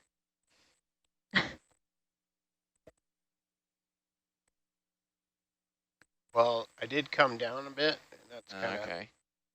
That's kind of You're the pulling phenomenon. Right. Now you're at 25 meters. That's great. Pulling it. Yep. Good. Niskin triggered. Hey. Thank you. Another sample. That's sample 100, Greg.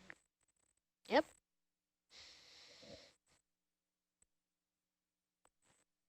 Well, That's our 100th sample on this expedition. Porch light coming off. Wow. Not to mention all of the sub-samples that come with all Yeah. of the Downlight coming off. samples too. Camera coming out. So Bob, you mentioned the bubble shrimps that was close to here. Yeah. Yeah, The they're... one we were looking at. How far? 130 meters. That was a nice spot. It had a... It was the nicest we've seen, right? Yeah. Is that the one that is close to bacterial met target? Right. Yeah, okay, that's a good one. I thought that could be our second sampling site. It's the boulders target. Yeah. And we saw bubbles there and shell hash and... I think this carbonates. Was there also a bubbles target from our watch? I think close by. Yes. Yeah, okay. Right next to it. Your bubbles 3. Yep. Then I know which one, yeah. Okay, Yeah. we go in there then? Yeah. Let's go there. All right. 170. 170. Bridge nav, 100 meters, 175. And I think we could travel at half knot if possible. Yeah, I'll check. I think he's still set to... Yeah, he's still set to half knot. Okay, thank you.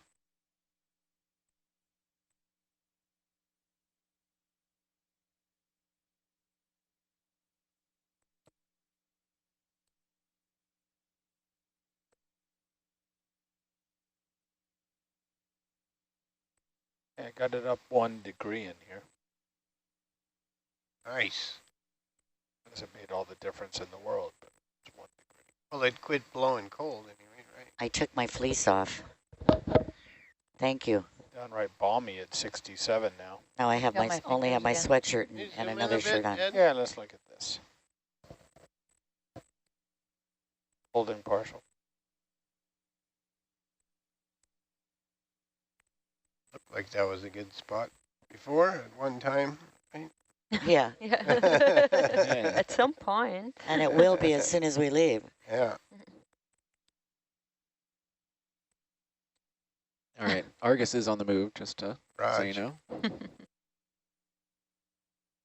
We're heading to the boulders and bubble area. That's alliteration. Yeah.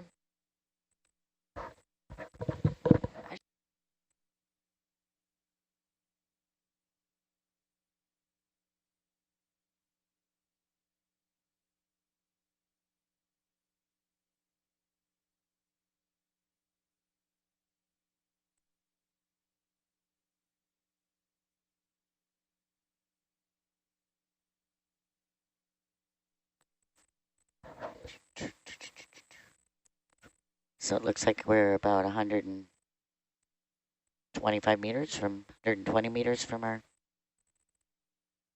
next target. Boulders and bubbles.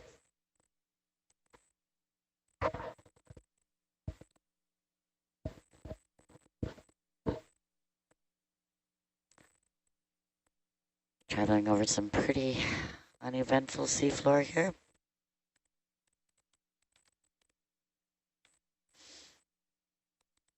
Occasional starfish. We are not even seeing any rockfish, and up there we go. There's one. I think.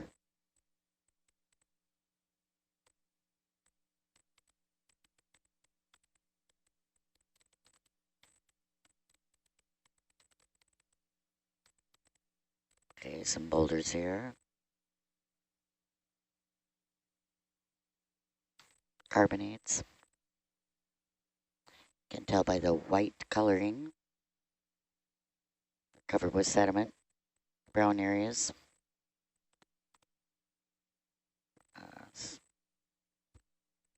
Rockfish hiding behind the rocks. Some anemones. Oh. Hightailing it out of here.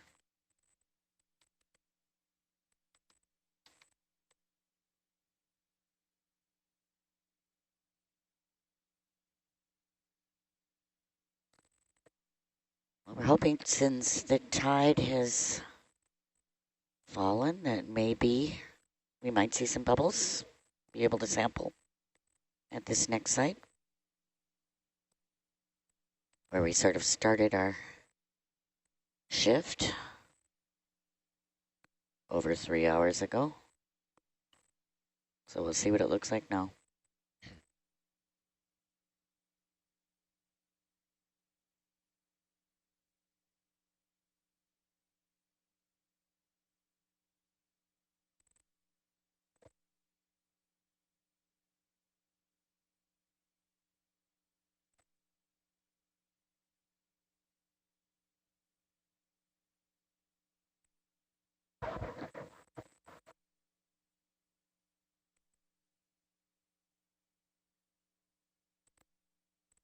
Portals are pretty silent today.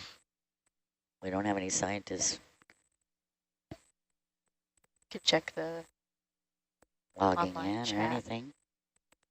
NautilusLive.org chat. See if it's writing it. Oh.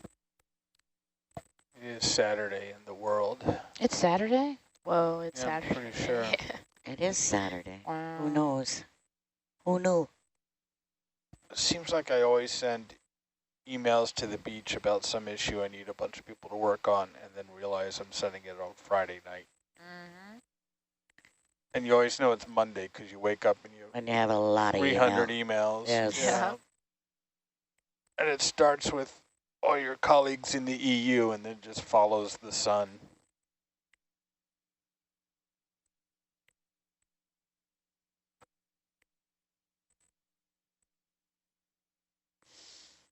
And we have vendors, suppliers, and colleagues from Portugal to Australia. Makes for a long work day. Oh, I guess.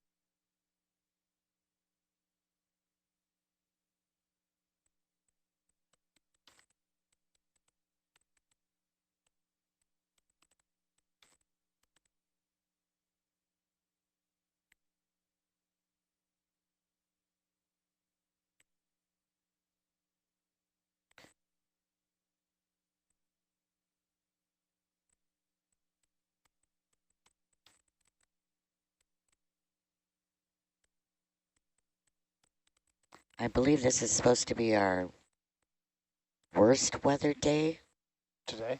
today. Yeah, hoping look. it's going to improve. We'd like to go back to the site that we dove on yesterday to try to get some more hydrate. For tomorrow, we got a very small sample yesterday. Oh, you did get a sample? Yeah, a very small amount. Uh, I talked to Tamara about it. So we'd like to try again. Maybe. Find a different spot that's easier to get to. Yeah, I thought we could go to that spot after we sampled the hydrate. They moved on and there was that bubble curtain area. Yeah. It was really pouring out there, and poke around there and see if we see anything there first. Bob, you can adjust your heading to 140. 140I. You're pretty stretched out. Yep. All right.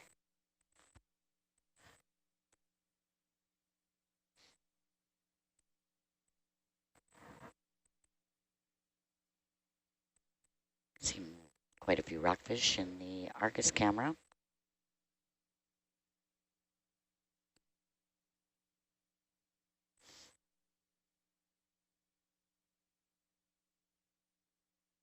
Do you think they're schooling around because of the light, or are they just that thick everywhere?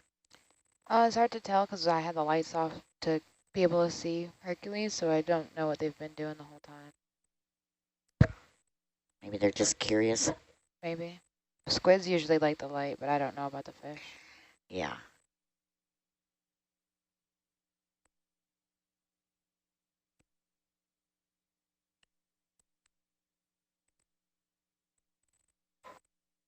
Looks like yellowtails. Yeah. I believe that's the, I guess, mascot or symbol that we use at my school's like consortium for marine science. We have like, it's called SCMI. I think we have some hats, I think, with that fish on it, but maybe it's a different fish. Yeah. Definitely really? seen it before. Oh. It's a very beautiful fish. SCMI, Southern California. Marine Institute. Oh, okay. Yeah, it's where I got science certified to dive and took a MOTC boating course. Do a lot of good work there. So where do you go and dive? Just offshore there? So we did the first half of our dive class in a pool to practice, and then the second half we went out to Catalina. Oh, I bet that was beautiful. Oh yeah, it was great.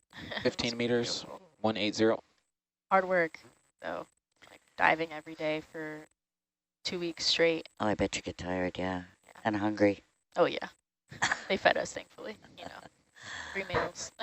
Awesome. Always wanted to go there. It's a big marine sanctuary though, right? So you can go and visit though? Yeah, you can definitely go and visit. There are different parts. So there's more of the science part of the island where there's a lot of marine institutes. I think that's considered, I think that might be 2 harbors, or Wrigley. Wrigley is like a big field station there. And then there's also Avalon, and that's where I think most people go for like vacation. And there's like Casino Point where you can go diving there too. It's more of like a controlled diving site. But where I went was just more open. Were there corals there or not? It's a little bit too far north. Lots of beautiful kelp forests though. Oh, okay. Yeah. Tons of beautiful algae, fish, lobsters. I saw a giant sea bass on one of my dives, and that was incredible. We were looking for a shipwreck, and we thought we saw it in the distance because we saw this big shadow. And then as we get closer, it started to move. We're like, what? And it was a giant sea bass about the size of me, like 5 feet. You're kidding. Oh, yeah, it was really big. Oh, my gosh. Wow. Yeah, Garibaldi? A lot of Garibaldi? Yeah, Garibaldi are beautiful, the rich fish. They're cute. I was working out on San Clemente Island and did a bunch of diving there. Yeah, I miss scuba diving. I haven't been a year and a half now. I'm not a scuba diver, but I do love to snorkel. Oh, yeah, that could be just I as can't good. do it anymore. I messed up my ear. Oh, really? Yeah. The pressure when you get down deep. I get dizzy. Oh.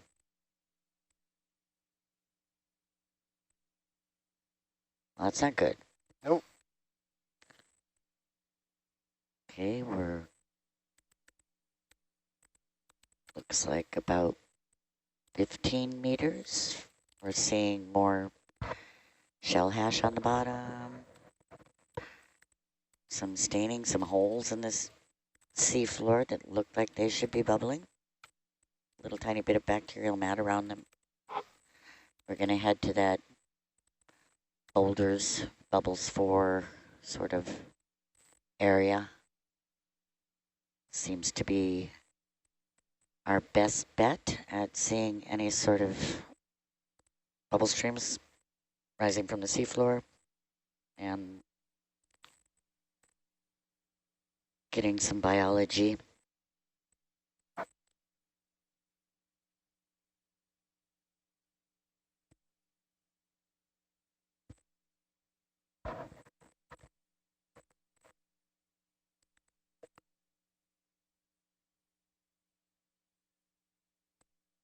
Bridge nav, 10 meters, 180.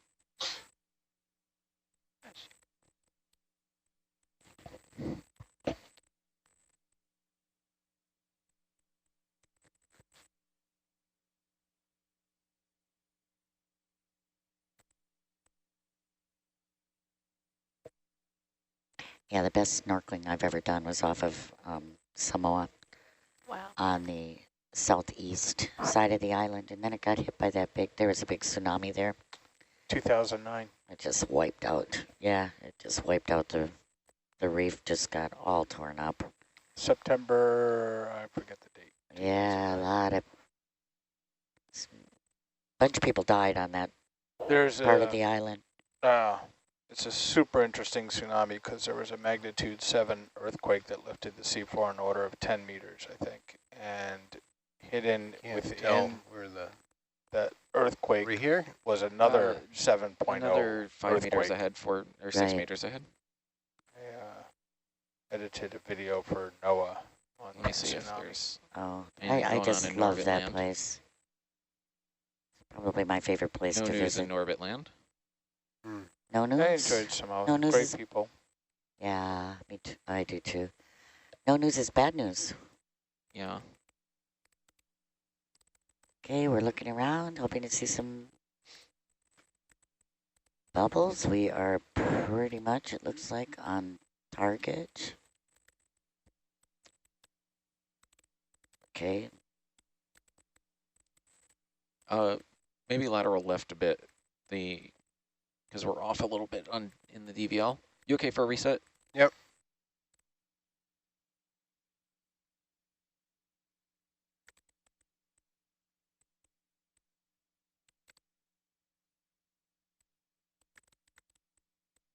I think I found the spot we had last time in bubble cam. To the left of the rock coming in sight, like that white spot. I think it was over there. Yeah, let's just kind of look around. Maybe we'll see something that doesn't show up in the orbit. I don't have anything in the high contrast monitor.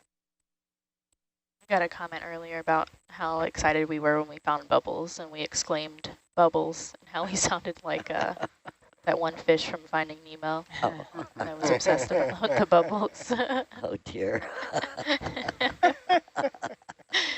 Thought that was pretty funny. Oh gosh. We there yet? Yeah, we're Bubbles? there. Bubbles, bubbles, Where? bubbles. Bubbles? And yeah, Left? in the bubble cam. Yeah, I You see see Behind the some? fish? glitter. Yeah, behind the fish. Oh yeah. Yeah. Where's that? I can get it here in a sec. Ah. Hold on. They were somewhere over in this range. Yeah, I think it's I see a 'em. white I see piece 'em. in I the got it. rock. Oh yeah, right between the lasers. Lower, Lower. Yeah. like Right there. Zoom in. straight down from the Yep, lasers. coming in, I'm gonna turn Is on that down it? light. holding. See it? Yep. Oh, Coming no, out of right. that. Yeah, right in here. That little white spot. Sorry, I just tilted it, but yes, you would have had it. And you know that is the same spot where we saw them coming out earlier. I recognize that. So right in there. Yep. Exactly the same spot. So we are seeing some bubbles. This is good. Maybe we can sample them. 2 hours before the cone gets filled. Have you set down on the bottom, or are you? Yeah, I'm on the bottom. Okay, so that's good. Well, we're not that close to it. They haven't turned pictures. Off.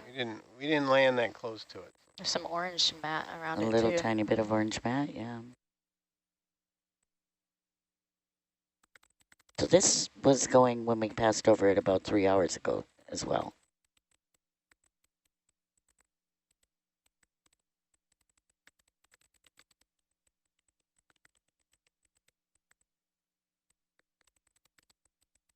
All right, you want to zoom out, Ed? Sure. So we're still quite a ways away, you know? Yeah. You want to move in on it? Yeah, I think so. Are we going to hit the off valve? Get too close at all? We're just hopefully not. Move in. It'll get stronger the closer we get. Move in close enough so that if we could wanted to sample, we could. Here comes Tamara, and we'll see whether or not she wants to try. Bird in the hand. A bird in the hand is, you're right. And as I said earlier, this was bubbling when we came. This very same orifice was bubbling when we came over this. This is a bad angle on it. That's okay. Come around. Right there.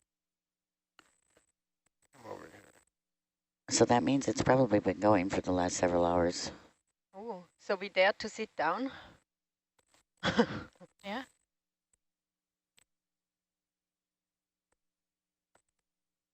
Trying to come around from the other side. We were sitting up on the top there. No good. No good for sampling. Oops.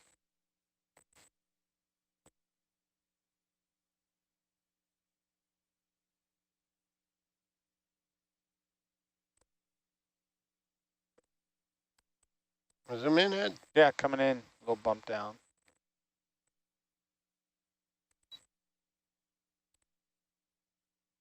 It's great right there. Stand by. All right. Well, this is a good way to end my shift. Yeah, excellent. Thank you very much. Yes. You're welcome. It's nice to get back from lunch. Being set up for sampling. Good. All right. So I'm signing off, and tomorrow's taking over.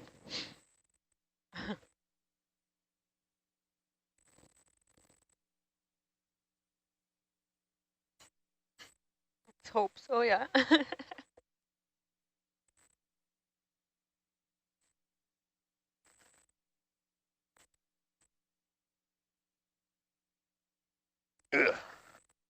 Uh-oh.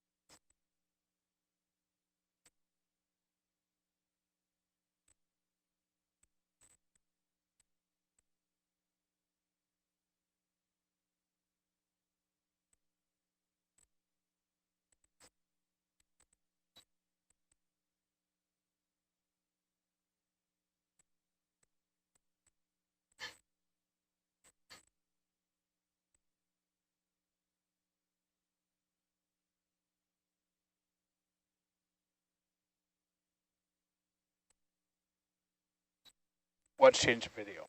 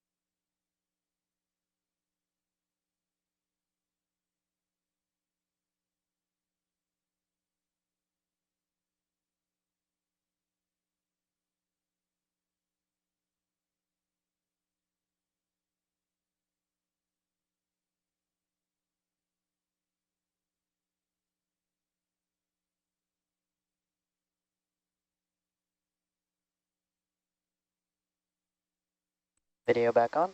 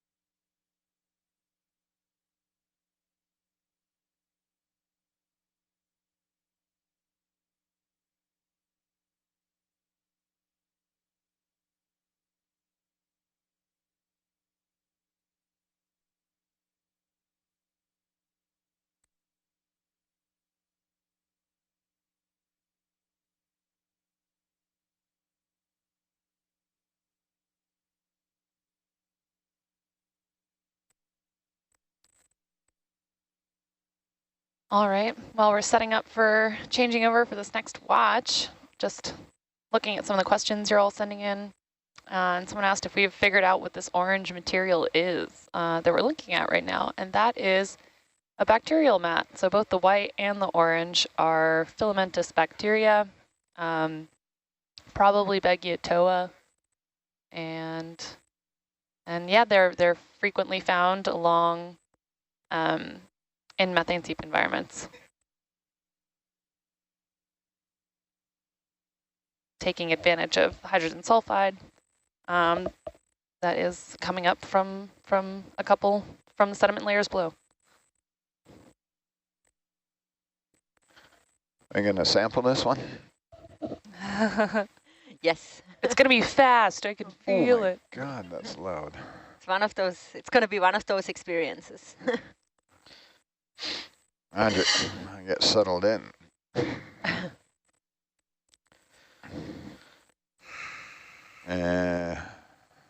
Can you zoom out there for me and see where we are? Thank you. Oh, I got 2 to choose from, huh? And either one is good.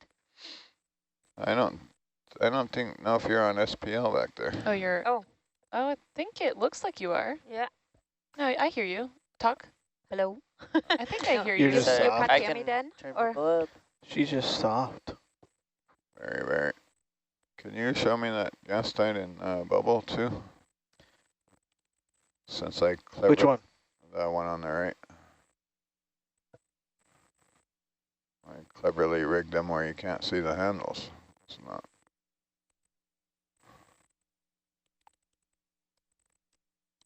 Oh yeah, that's not good. Grip force 9. Is this the large body? Yes, these are the large body ones, just yeah.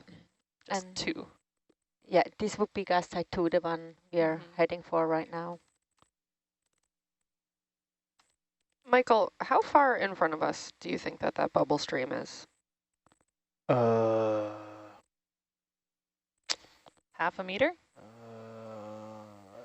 Like, actually, particularly, how far in front of the Norbit do you think that bubble stream is? I would say it is probably maybe 2 to 3 feet.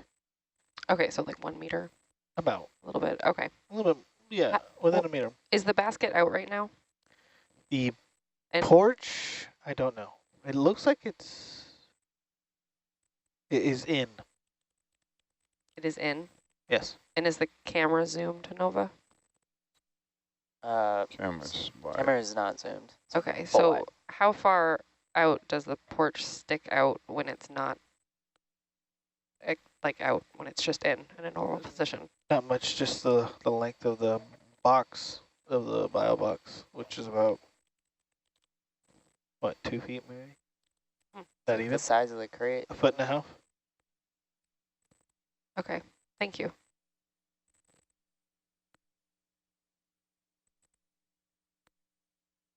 What's wrong with that picture?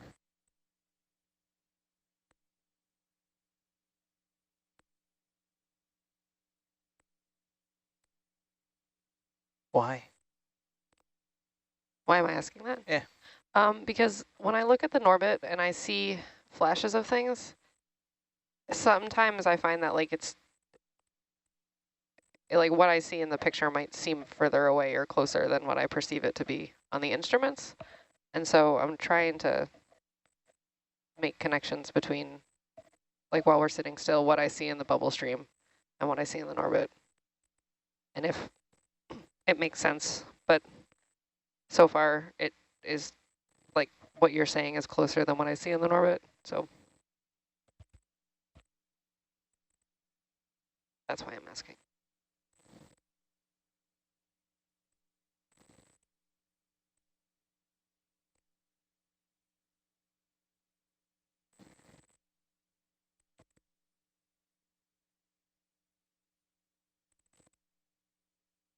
Look like a good grab there. Looks. Maybe. Looks like it.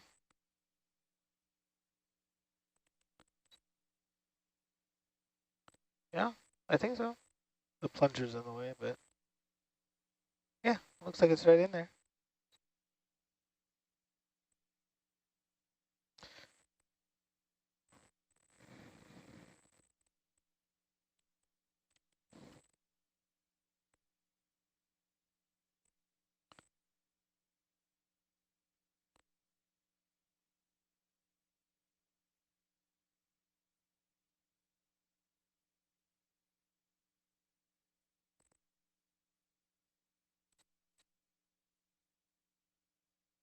Looks like it's where it's supposed to be, eh?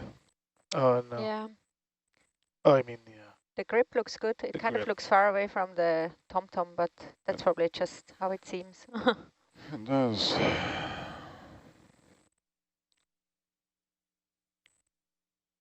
Yeah, so let's start collecting. Just wanted to make sure I had a good grip after waiting for an hour to fill up. Yes, right. You want to zoom in a bit there, Nova? Get started, yeah. Zoom out just a little bit for us. So good.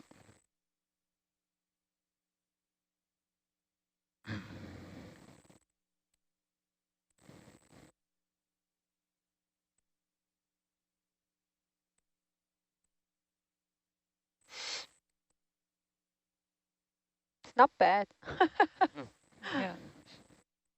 So this morning in the previous two watches, we were basically exploring the whole area, seeing if we see some active bubble streams, but also some live clams, some bacterial mats. And because we had so many targets in the survey in the night, there were over 20 bubble stream identified during the survey. And when we got here, there was almost nothing active. So we found only a few bubble streams, I think about 5. And all of them were like intermittent or stopped at the very moment we arrived, or like just so.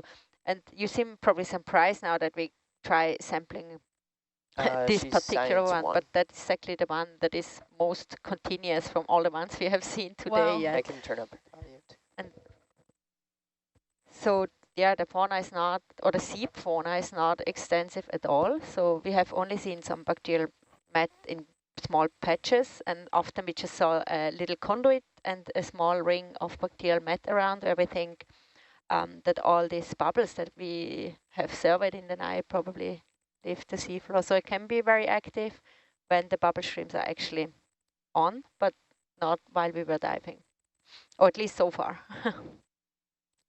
So this is the best we can do as of right now. It's actually going faster. It's faster than I thought. Yes. It's the bubbles kind of pile up on each other. It's looking quite fun.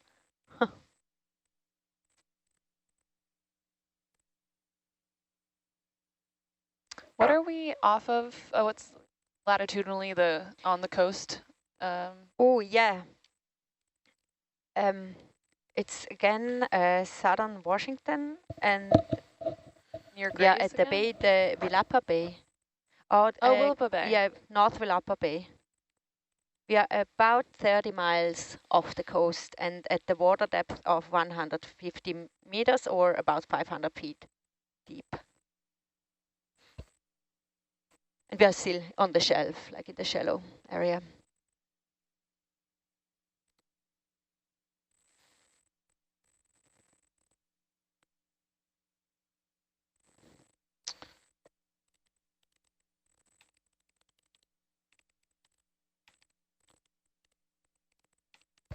At what time? Or what? Annie actually did the survey, so do you remember when we were running over it? Oh, yeah. We were running over the first line at like 2:06. And that's when we were seeing bubble streams? Yeah. If you pull up you can see the images. They're on the data share in a folder in, if you go in data share and then current and then nav map, and then there's like water column process, like WC process. You should show me where that is later. Those would be cool pictures to have. And then we went over the second line at like 2:20. I was going to look at the tidal cycle and see where we were at then and now, but it looks like those would both have been now and then low tide, sort of. Yeah, we are getting towards low tide right now, almost at the low point. Right. Yeah. And we would have been rising also then. And also then at 2 a.m. or something we would have been. Yeah, but more into the rising tide. Into the rising, yeah. So I don't know, like at higher tide is when it could be maybe more overpressured. Is that the idea? I think we have seen it often that with rising tide it was more, but it's not like a rule. Right, no, it's just an idea for why they're going on and off, right?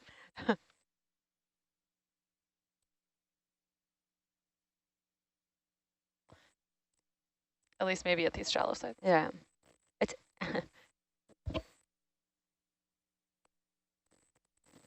Dan, I need you to slow down. I can barely keep up writing all the things I need to for this sample. I get 43 bubbles per second. Nice. Per second? Per how many seconds? 43 per sorry, second. per minute. That's 40, awesome. 40 bubbles a minute. I was talking, not counting, so that's perfect. Thank you. That is two-thirds of a bubble per second. 2/3 of a bubble per second. Well, if we time it to fill up 200, what is it, 200? The black line is at 200 milliliters. Oh, now we're doing math problems. 200 milliliters, Yeah. so if we time that, we'll know how many bubbles it takes to get 200 milliliters at 150 meters of seawater. How many bubbles of this size? Of this size. So like, let's look in the sonar and try and figure out, based on the gain we have set, how big these bubbles are. We could really science the heck out of this one. We have the time. Maybe one of our viewers will solve it for us. Yeah, I'll let you know. Okay, viewers, I'm like starting the clock now. Go.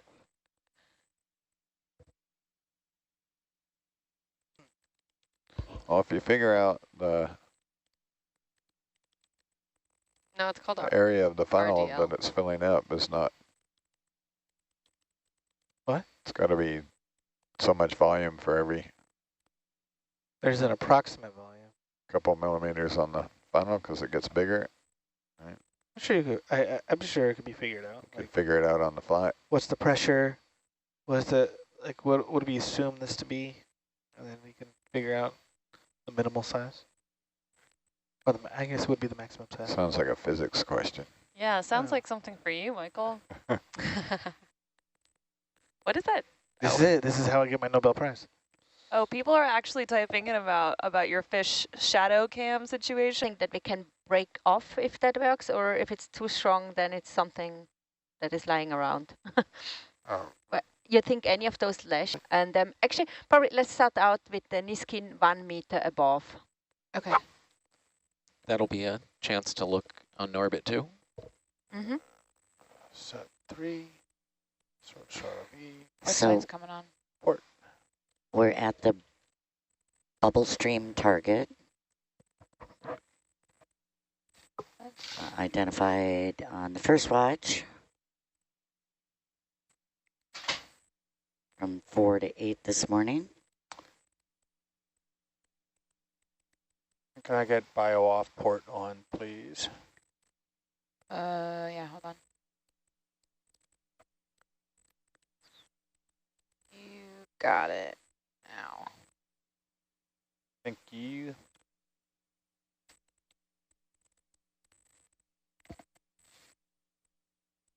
Oh, thanks.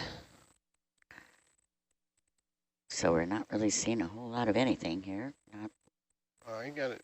Oh, I can patch here and a patch there of bacterial mat. see what I'm doing here.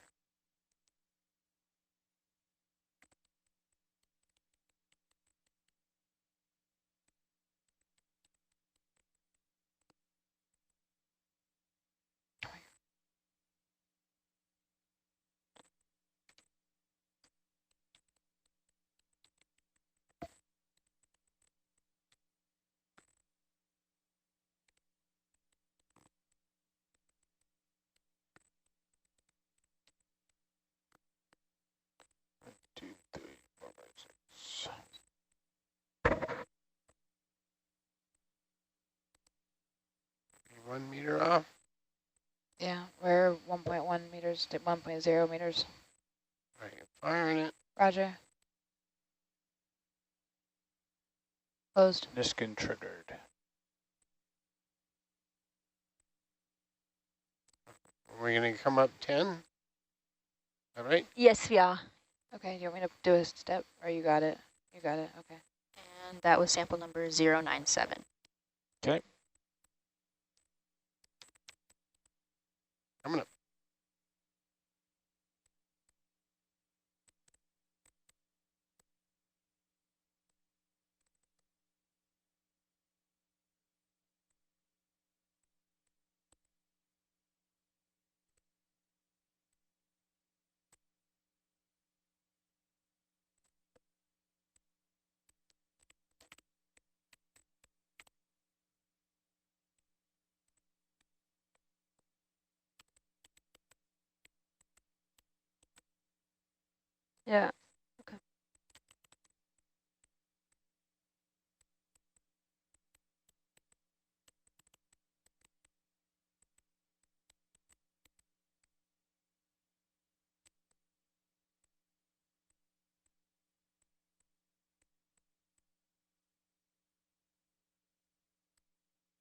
Ready? Yeah. Firing. Fire, dang it. Oh. Oh, doesn't close. Skin triggered. All right, so that's our first sample. Second. Yeah, then we can go second. down to the ground and collect some of this carbonate. And what number is that? This one was 098, and the one before it was 097, which was 1 meter off the bottom. Oh. And then this was 10 meters. Going down. Roger. Use the other stick.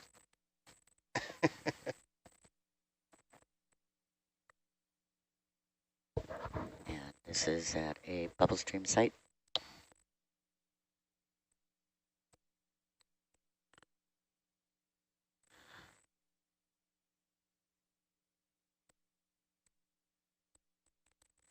But the bubbles are not there. Things like that. Yeah. All right. But it's not actually a photograph of the bottom. No, it is. Okay. Well, it's made from a bunch of photographs. It's a composite photograph. Right. Right. Yeah, the technology just keeps advancing and advancing. I remember. All right, the ship's going to be stopping here pretty soon, and we're going to be basically at our point. Okay. And that being said, I don't see anything interesting in orbit. Yeah. Let's look out further. We don't even see any shell fragments, so probably aren't in the exact spot. A little bit. Maybe a white patch ahead. It's a rock. Oh, it's a rock, of course.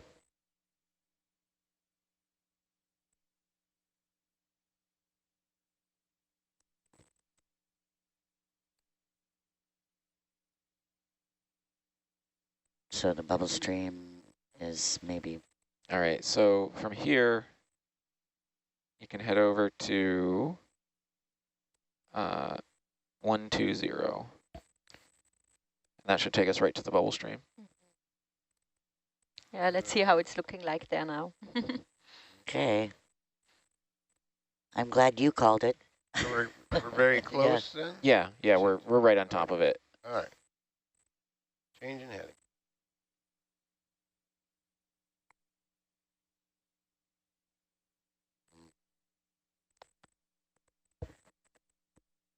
These shallow sites are really tough.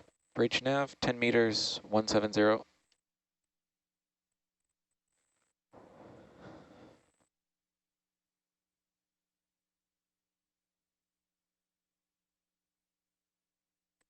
Although the site the other day had a lot of bubble streams going on.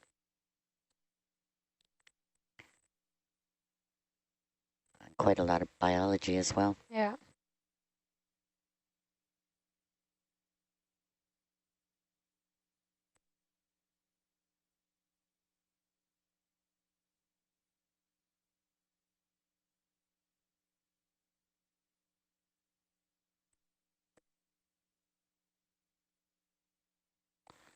Some scattered carbonates, looks like.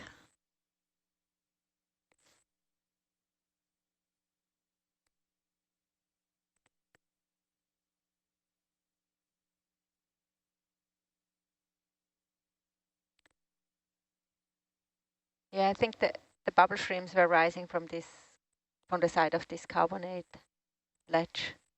Okay. Yeah.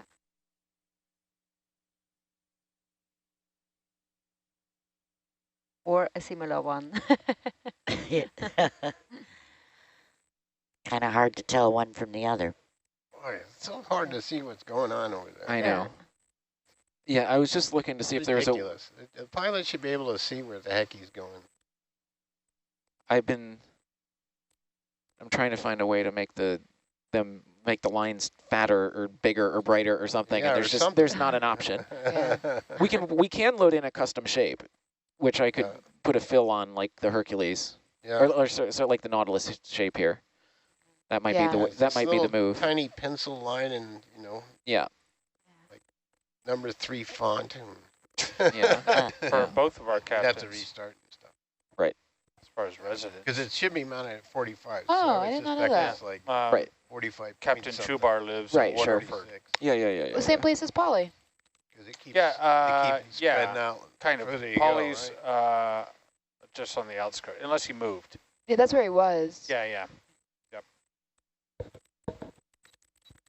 Okay. Last time I was in Ireland, we were going to You visited? We were going to connect with Polly, but he was under the weather. Oh, yeah. So we ended up going to the Jameson distillery, which meant there was slightly less whiskey than if we had gotten to Polly's house. Yeah. You might want to change your heading there a little bit. Okay, we're Bob. seeing some shell hash. Let's see. 3, 4, 5. 3, 4, 5. Well, it's Change a a long little range. bit. 3, That's 4, a 6. lot of difference. Yeah, That's a flipperoonie. Has it changed my target again? Chris is very precise. Well, yeah, it changed my He's position not again. accurate, but he's very precise. Yes. He's wrong to a decimal point. I'll select. I have a task for you no, when I got gauges. Oh, so I did gauges. 180. Gauges? 180. I did, yeah, about 3 minutes ago. Oh, you're way ahead of me. so we're about 110 meters from the target. Seeing more bedding plane on the port side here. I think you could slow down. I have a task for you when you have time. I'm Chris. over to the side here. Oh, it's going pretty fast. We're approaching, so that's all right. Okay. Hey, I'm Chris, gonna help Ed with something. to the right of you, there's a 2-digit readout below the light switch. And Yep. to the bottom right, there's an up arrow. Can you press that up arrow one time and tell me what those digits are? 70? Yeah. Can you move that to, oh, it's not really going to matter though. Lower. All right, disregard. Is that the temperature? Yeah. Disregard. We That's have the control. but that's the temperature at the probe, and the probe is up with the air handling unit somewhere. It's probably dangling. It's a long silver. I can show you one back here if I can find it. Yeah, it's right over there.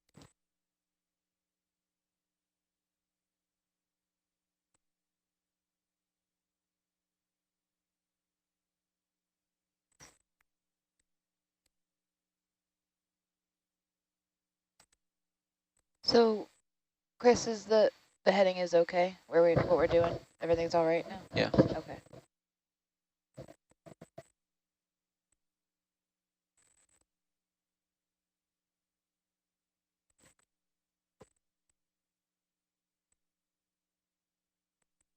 Don't mean to brag, but that was the best cup of coffee I've had in this year for sure. Yeah. Thank you, George. It's the small pleasures out here that mean so much. You're very welcome, Susan. Thanks.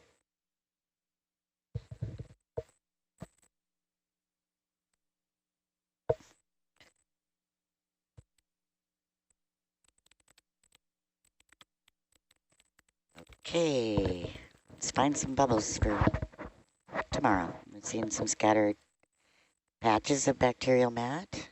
I would already be happy with exactly if we get some cores. Or Yeah, exactly. Some biology. I lower my expectations. Yeah. We're going to reassess the weather at noon Pacific time, so that's about an hour from now. So we'd like to get some sampling in. Hopefully we can continue to dive through the afternoon. If we did our typical 12-hour dive, we would be pulling out of the water at 1600 Pacific time, 4 p.m. But we'll just have to see how it goes.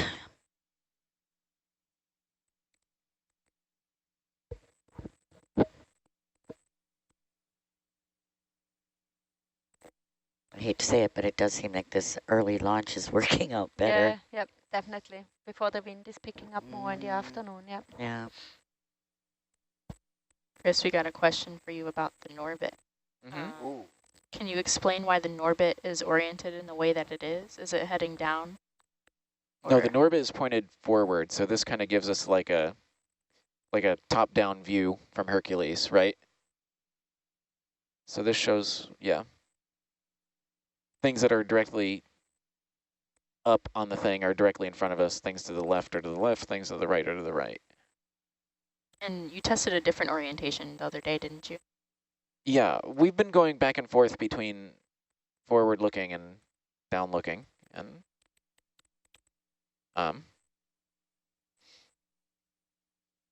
yeah, if we're trying to map the seafloor and stuff, we've been using down-looking, but for bubble hunting, we want to look out in front of us. Right. Thank you. And the maps that Chris has made of the seafloor have been just beautiful. Yeah, they're really great. Yeah, they're amazing. Yeah. And very high resolution. God. Wow. It's amazing. Yeah. Yeah.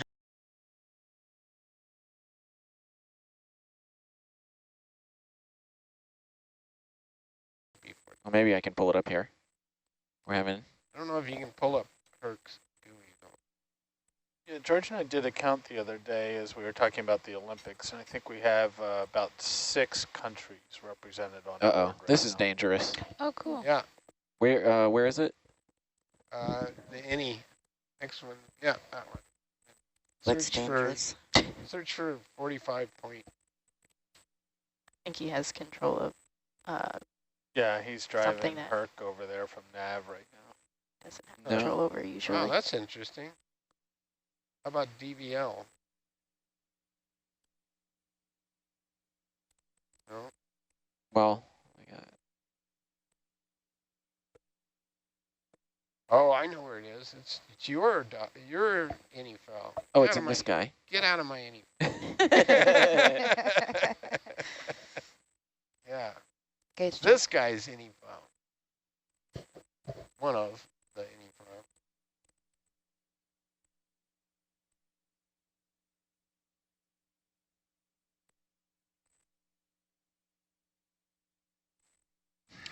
Yeah, so we were saying that George is from Romania. Angelica is from Guatemala. There's a large portion of the crew. So far, we have only found one area here at the Cascadia margin that has actually this helium-3, helium-4 ratio signature. And we haven't found it anywhere else than one certain area, and we're trying to constrain it a bit more sample around it to find out how big it actually is. And it's close to very young oceanic crust, so it could be that it's just coming from there, or the other option is that it has deep seating fracture system that reaches down to the mantle or to the in the submerged zone. They might be confusing helium with hydrate, which are 2 different things. Yeah, yeah. And you want to explain the difference tomorrow? I mean, the hydrate is it's like I mean, helium is gas. Yeah. Well, you see, one is one thing, and one is another thing. Something else. Right. Make one more change. Finally found some of that hydrate. Okay, it was about hydrate. I'm sorry. Well, no. The question was about helium. Okay, yeah. Okay. Yeah, and hydrate is basically the solid form of methane that is coming out. Yeah. Right. Ed? Yep. Did you intentionally do that? Nope. Not at all. Let me hit dive again. Well, you might just be remixing. I was like, all right. Nope, not intentional at all. Thank you. No problem. Mind of its own. We're really zipping. Yeah. It's good. Oh, sort of good. Don't think you have to worry about running into anything. Yeah. Till you do? Except the bottom. The bottom, yeah.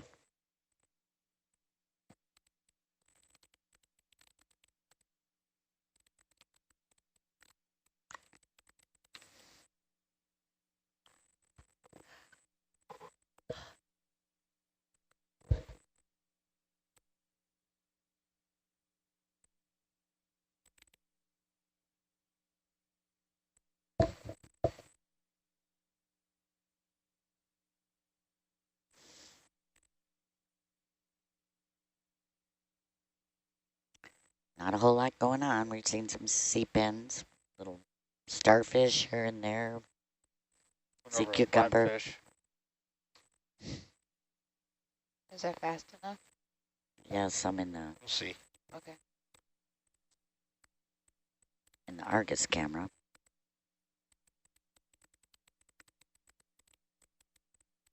Pretty uneventful seafloor. We're traveling down between these two bedding planes, sort of a valley. Not really.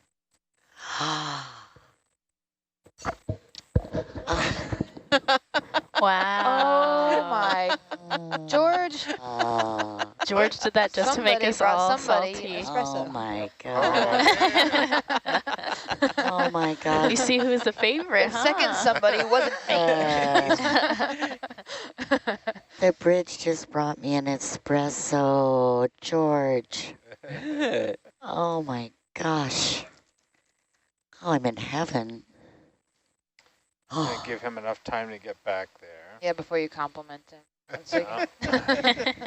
Okay, so I think I have the order for you. It's 2 vanilla lattes, lattes. We had 3. What did you guys have over there? I'll take a hot toddy. Okay. Yeah, I'll take a hazelnut. Wow. That was nice of him. That was sweet. Yeah. I am not a coffee drinker. No? But no, Tea? I've never had it. No. Tea I like, yeah. Yeah. My wife is on a road trip this weekend, so she went to her normal, apparently coffee drinkers have their primary and their secondary Starbucks. For sure. She went to her primary Starbucks and the drive-thru was closed for whatever reason. So she went to the secondary Starbucks, which she goes to every once in a while. She was there several weeks ago. And as she pulled up to the window, they had made a poster board of all the customers' dogs that come through. Oh. And there was a picture of our dog. Oh my god. They just put up there. Oh. And she remembered that a couple weeks ago they had taken a picture. So it was a nice moment for her this morning. To see The first one was closed for a reason, sort of thing. Yeah, exactly. I get a picture. Yeah, it was nice. Sounds like there's a new primary Starbucks in the running.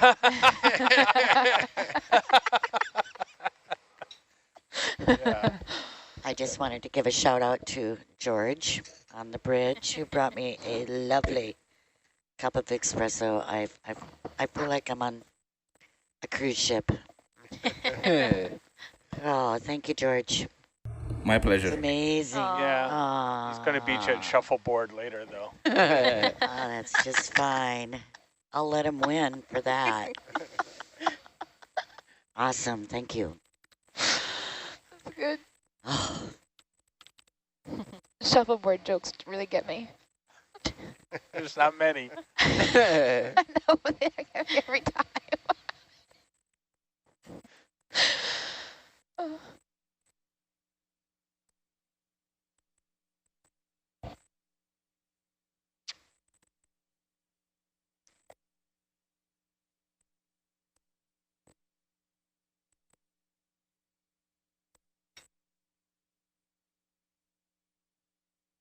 Well, the only thing that can make this dive better is a whole bunch of bubble streams. I'm just satisfied right now.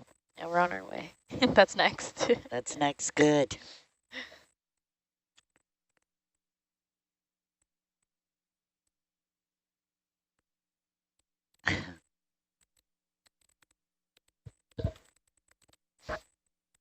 Shallow enough, George just might be able to pull his way down the 6'8" with a can of compressed air and get you some bubbles.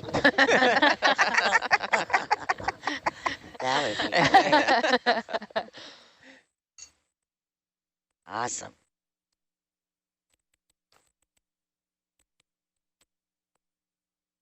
Phenomenon do you think is happening if you find helium again? Yeah.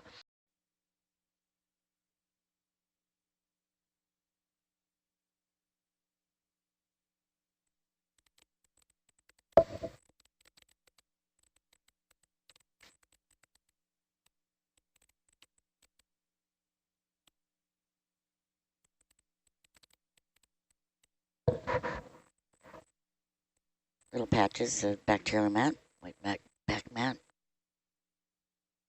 and some shell fragments.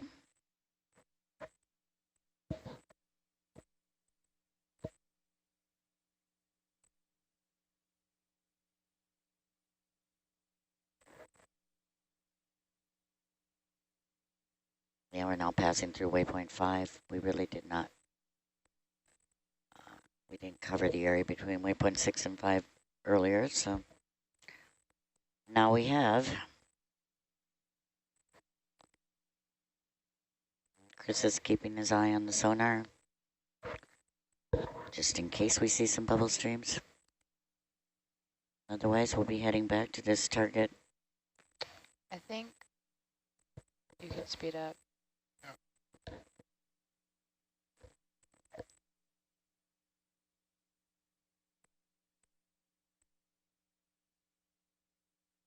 Now we're heading at the pace of a brisk walk.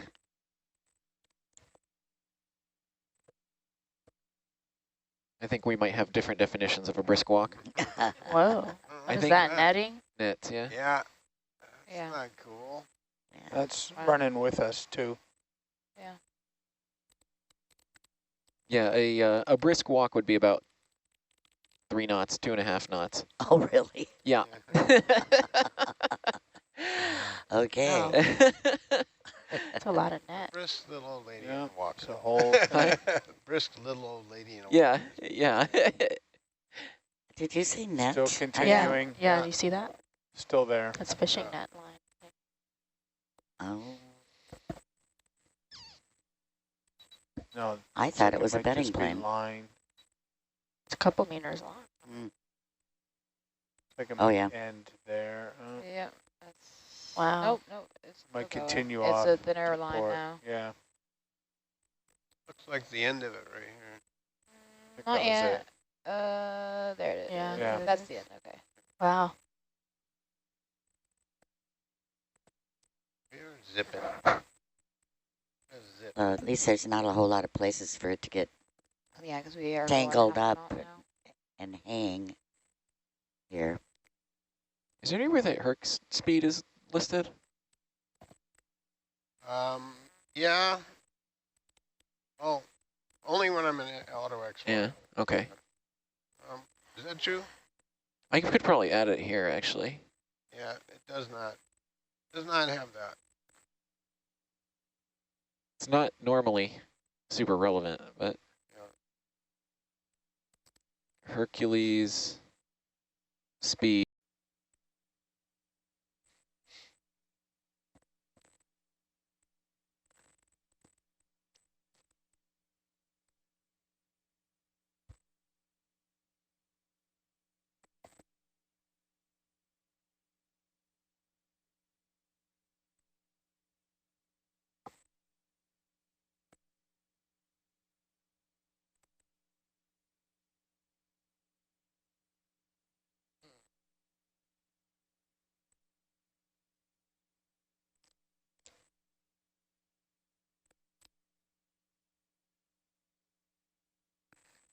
Are we moving yet, Bob? Or are we? Yeah, we're moving. Hard to see the seafloor. Can we get any closer? 1.9 meters off the bottom. I think we're going down slope a little bit. Okay. Oh, we can adjust the lighting, though. Okay, give me a second. I'm on it. Might help. I know I'm There on we it. go. Oh, that's better. That That helps.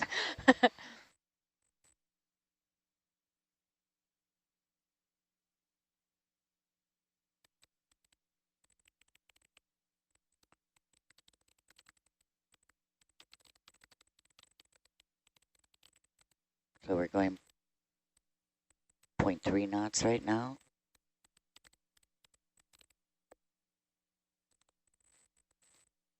Yeah, we should be picking up steam here. Okay.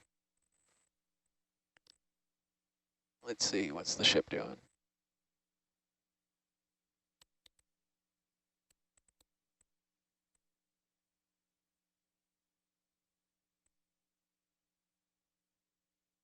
Let me double check.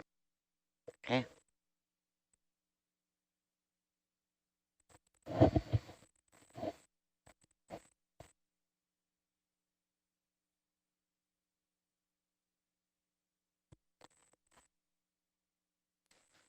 Yeah.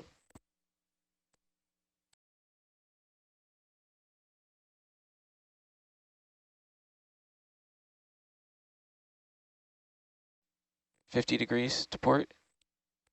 So range to what? To like, what's your total range? Oh, 50 meters. 50. So you're saying it's close to waypoint 6? Yeah. Okay. There's something, but it's not fantastic. It's not, you know, super bright and shiny. Okay, well, maybe let's go on down to the seafloor and slowly proceed towards whatever Chris might be seeing. And yeah, so we're seeing... Whereabouts?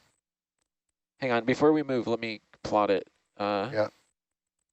Because we're probably going to lose it when we get down to the... Okay. So... Is range is 13 meters. Here? Like in I don't think it's straight ahead.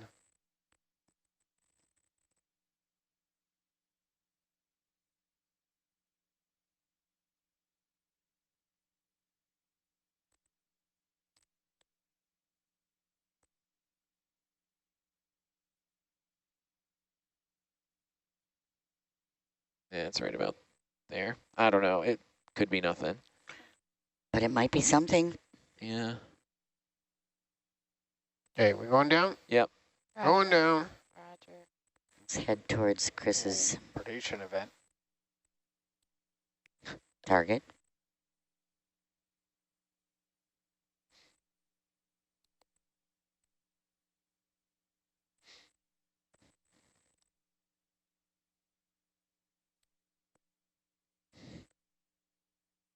Going back down to the seafloor.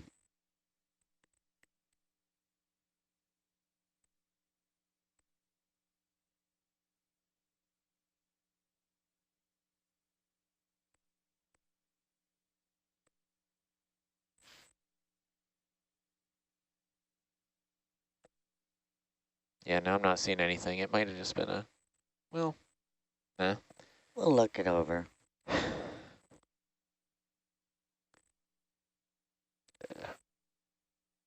It's the direction we wanted to go anyway, so. Right, right.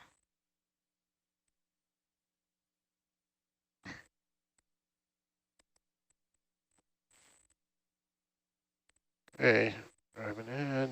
Wow, it's gotten quite hazy. The fish are running away now that you started moving. I see just like radially outwards, all the sonar targets running away. George, did you know that lingcod have no swim bladder, that they have to either be swimming or laying down on something? Well, there's one right in front of us. 2. Oh, 2, right.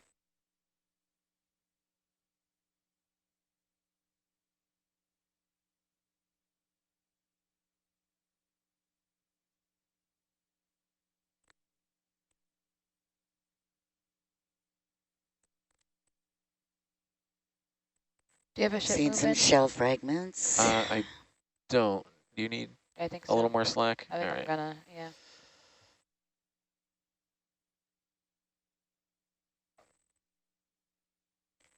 Isn't that kind of the case with most fish? I don't know, like rockfish can just kind of hover. 300.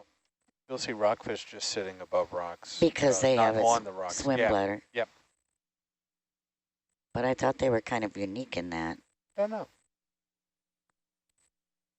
I think yesterday or the day before is the first time I'd ever seen a blob sculpin actually swimming. Yeah. Yeah, me too. They're generally sitting on the seafloor. Yeah. I think a lot of the organisms that we find deeper are very good at conserving their energy. It's a function of limited food supply and maybe temperature. Bubble. Some bacterial mat here. I think. To the right of lasers? I don't know. I was looking at it in the bubble cam. Yeah, I got it on mon. Oh, no, that's the lasers. Sorry. Where would that be? Hard to It pull is. I don't see it on mon focus. And there's some right. some holes that look bubbly.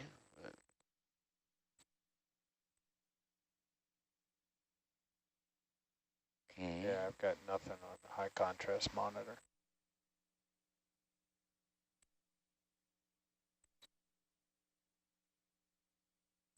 Are you still seeing that target, Chris, or is it gone? No, I'm not.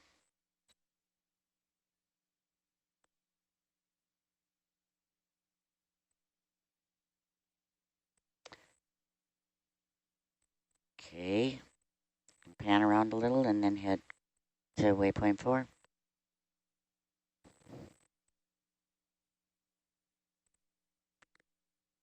Wait, waypoint 4.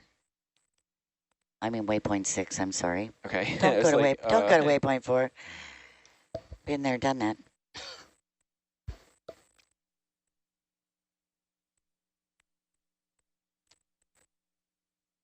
Yeah, if you go a few meters ahead, then we'll be at waypoint 6 and also the point where we may have seen something. Oh, good. But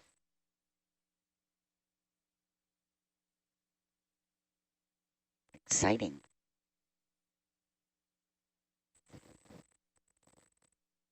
A little bit bigger bacterial mat here. Yeah.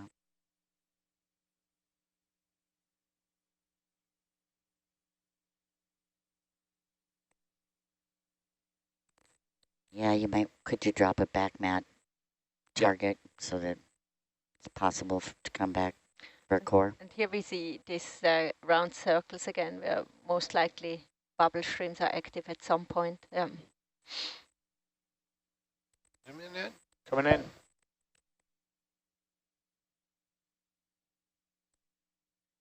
Yeah, with the bacterial mat around it, and in the center the anoxic sediment.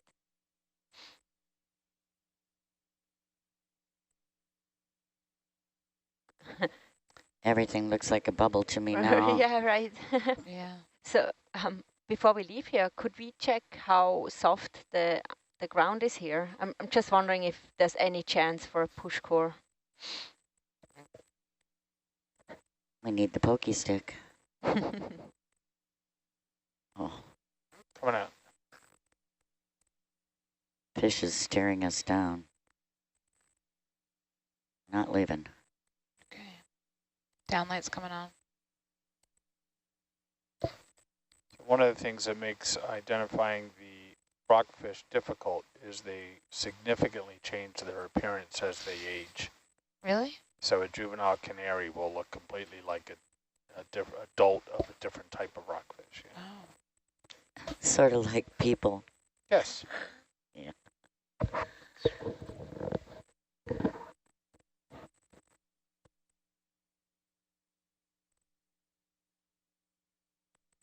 We go anywhere else in the world, I'm pretty light on marine facts, but here in my backyard. Yep. You good at trivia here? Yeah, I'm good at it.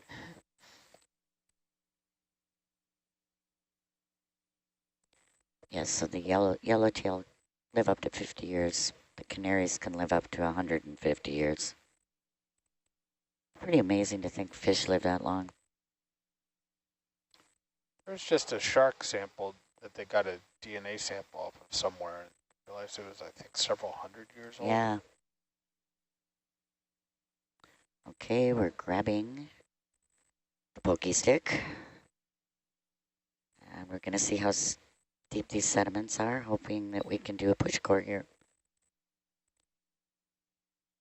I wonder if when we poke it in if we're going to see some bubbles. Yeah, possibly, but probably not going far. Yeah, is that it? Yeah. It's just hard ground Not there, underneath. Bob? Oh. Yeah, no. Lifting up. Yeah. Okay. To be expected, I guess. Oh my. You could probably push us along like we're in Venice. Yeah. Yeah. Gondola? Yeah, gondola. Yeah. Yeah. It's pretty hard. All right. Yeah. Thanks. Oh, I.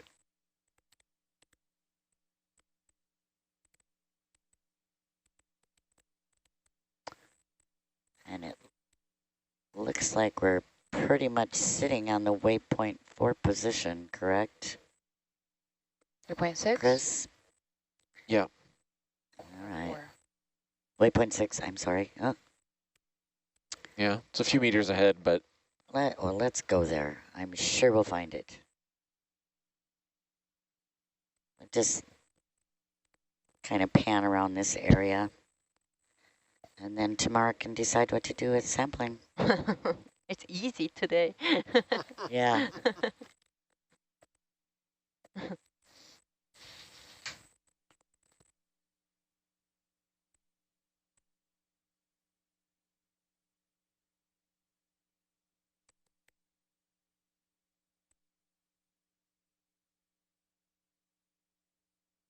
All right, where to? Keep going straight ahead.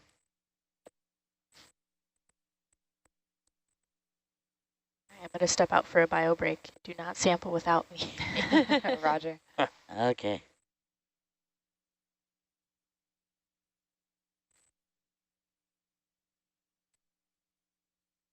Taylor and the biologist. Yeah, we're right on top of waypoint 6. Okay. Now, so. I guess we should stop and pan around and see what we see, which does not look real positive.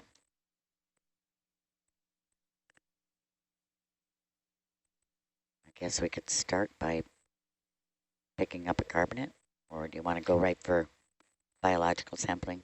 There is actually there's nothing we can pick up for biology. So I think I'm considering to go back to a little bit a bigger target than here and go to the bubbles where we saw. Exactly, and collect what we can there. So I'm looking at a nav target that's called bubble stream, and it's between old 4 and old 5. That could be an area. And maybe we could just travel through the water column so we can get there faster, or I'm not sure how far. It shouldn't be. Okay. Well, I don't know how far. We'll see. Okay. Bubble stream. Good idea. Yeah, I think it's tricky to sample up here, and there should also be some carbonates, unless we want one. No, this doesn't look all that promising. Yeah. But we had to give it a look. We did see bubbles, you know, a few times on this dive, so who knows, maybe when we go back, they might be turned back on. Hoping for the best.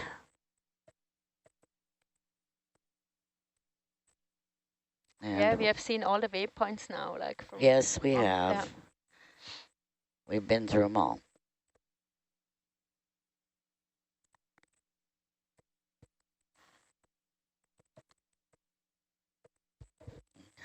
So we're going to head back to something that might be a little bit more positive, with a little bit more biota and possible bubble streams. So this is the one that you want to head for? Yes, correct. Okay. Okay. Yeah. What do we got? 170. And 400 plus meters, correct? 370 meters, yeah, close. Oh, wrong one, right? Do you control the AC? In tiny little bursts, and I've been cranking it, stepping it up slightly. Yeah. The temperature. Okay. We've noticed. So the fleece just went on. And I think we can move along the seafloor actually, but go fairly quickly. Yeah. Okay. Should we go for half a knot? Yep, half a knot. Half a knot along the seafloor. Sounds good. Yeah, so now we're going back to an area that earlier today we saw a bubble stream, but also this one turned off when we were actually sitting down and tried to sample it. Then there were carbonates, clam shells, but also only shells. We haven't seen any live carbonate. And some bacterial mats and a little bit of non-seep specific fauna around it. But so we haven't poked the sediment there, so I want to look if it's even possible to take a push core, and if not, then we have a second target that says bacterial mat, which is even a little bit further south, but not too far away from the position where we are going now. But that's my alternative plan. Okay.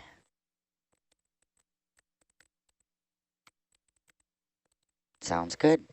Ah. The good thing is we can always take Niskins. Yeah. Yes, we can. Yes, it's a good idea to go back to a place where we at least saw bubbles.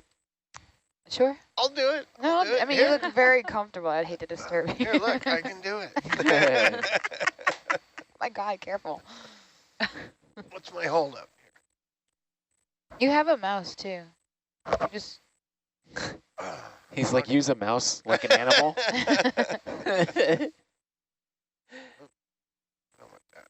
Go away. Oh, you broke it. Bridge nav. 350 meters, 172 at 0.5 knots.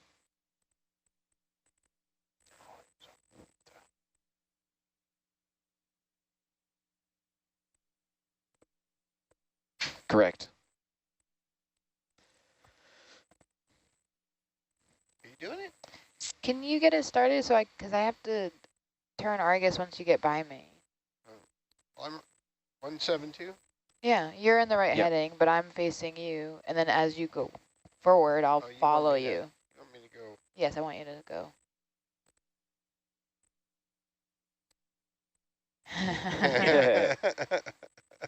I think we could all use some hot coffees in here. Yeah, anything hot. I got up to 70 the other day, but then yeah, you have a nice espresso machine up there on the bridge, right? Would you mind making one up for us back here? Yeah.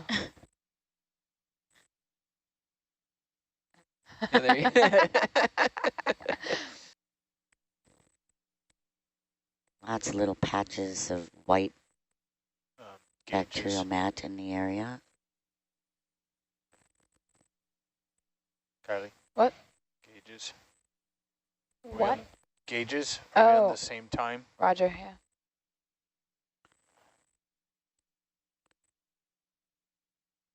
Otherwise known over here as a system health check.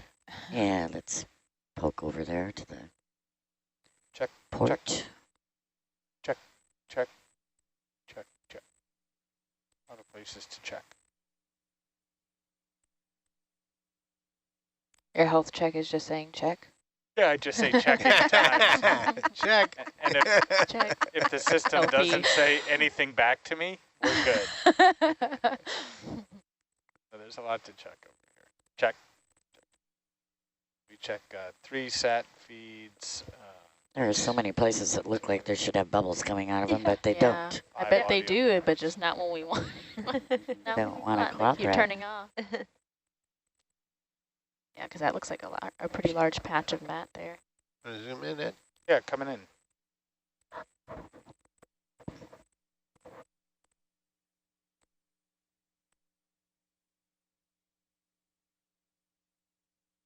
Yep, so we have the bacterial mat with the hole in the middle where the bubble stream should be coming out, but does not want to show itself. Got some dead clamshells. So in the spots with the dark gray, what is different about that compared to the white parts of the mat? Like, do you mean the little holes? Yeah, or is that where the... I think, yeah, we think that this is where the bubbles are coming out, and it's just the flow is too high that the bacterial mat actually can establish there. So it's just basically blowing them off, and then you just see the sediment underneath exposed. So when we talk about reduced sediments, what does that mean to me? I mean anoxic, basically. That's a better word, with the reduced components like the methane, for example, being in there. Okay, no oxygen. So do we want to continue up towards waypoint 6, or do we want to poke around here some more? I think... you You want to come up and look in the sonar? Yeah, let's come up and look with the sonar. I was hoping that we might see something along this fault scarp, so maybe we could move off to the east and follow the base of that fault, and then head to waypoint 6 if we don't see anything. Yeah, then slowly we also have to start thinking about sampling, depending on what the weather is doing. We might have a short dive today.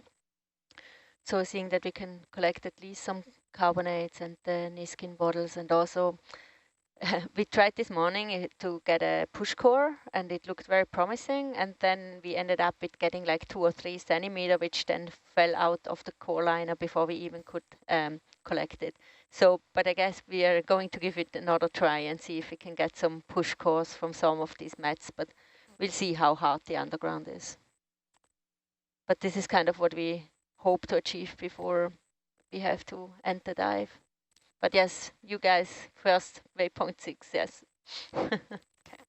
Waypoint 6, Niskins, push cores if possible, carbonate. Yeah. And gas, of course, gas, if we see one of those actually being a consistent stream. Yes, yeah. Okay. And clams, we haven't seen any live clams. We only saw some shells. Yeah, so same. So far, yeah. Same. Yep, that's been it. Look at all the fish in there. Argus view's cool. I wonder if you turn your lights on if they would scatter. Turn them on? They'll scatter? I don't know. I don't think so. Ah! That's beautiful. Yeah, so we're looking at the Argus camera, looking down on Hercules. If you look in there, you'll see all those beautiful rockfish. Like the yellow tail, yellow fin, yellow tail. Yep, looks like it. Yeah, I'm not seeing anything in orbit. We could turn around 180. So Chris, that only is 180 degree. Looks like 360 to me. I gotta go. What? The other way. How so? Well, in orbit? There's one of the canaries. Canary rockfish. I'm going to zoom a little on Argus. Yeah. Coming in slow.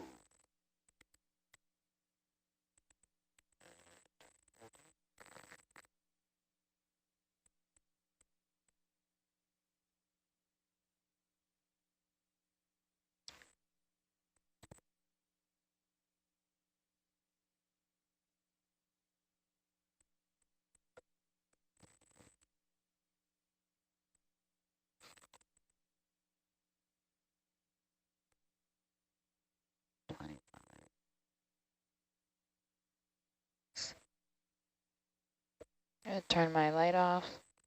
Copy that. Okay. Sometimes it's hard to tell which one should be on.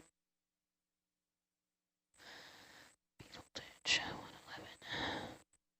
111.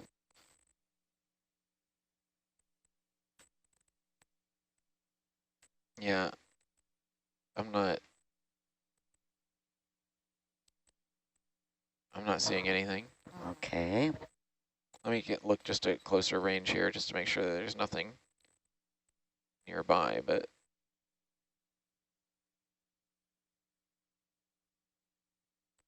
no. I can see all these millions of little fish or krill or whatever they are, but that's not what we're looking for. Yeah, I think that's krill. Yeah. Okay, can we just go down to the bottom and just head slightly to the east to the base of this structure that is the fault? Okay. Maybe we'll see something coming out the bottom. And then we'll slowly make our way up north towards like Old Pick 3 and over to waypoint 6. Okay, going down. Roger. Thank you. May come out on Argus. Thank you. Oh, I guess I gotta spin back around too. If you want to.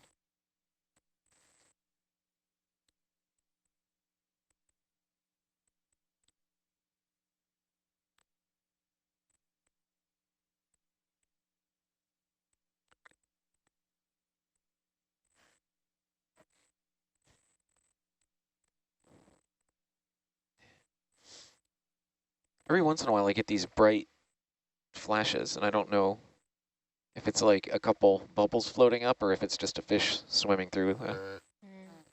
But some of them have been pretty bright.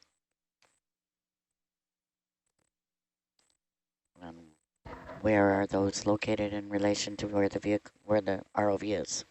It's about 10 meters. We were rotating while we were doing it, so I kind of lost track of where it was directional. It was about 10 meters out.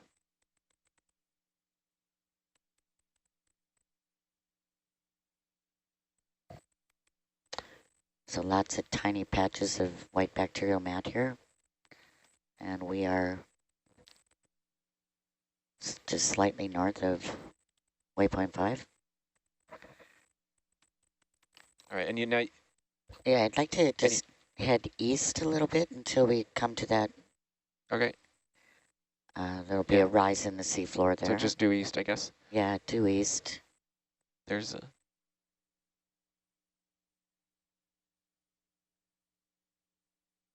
Guess it don't matter. The wrap count. Oh. I go that way or this way. You're going that way. Okay. Doesn't look very far. We should see a slight rise in the seafloor, I believe. That's making it worse. That's a fault. I know, but it'd be the same if I went the other way. Oh, right, due east. I don't know. I was thinking due west. My bad. I don't know. I mean, it's going to be what it is. Yeah.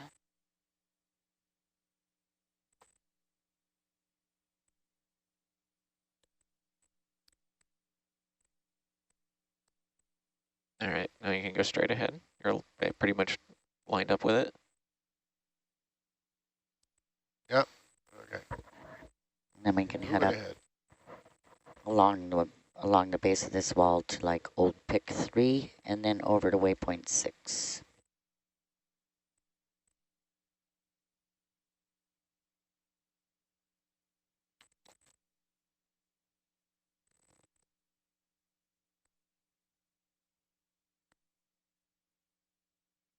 Kind of foggy, huh? Bridge nav, 10 meters, 045.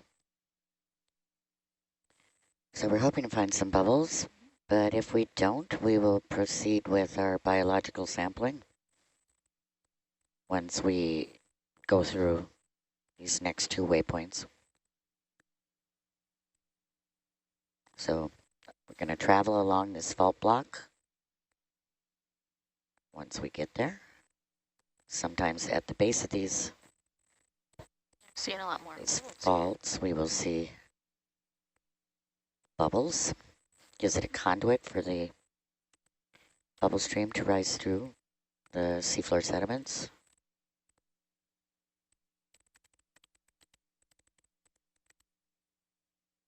Right now we're sitting sort of in between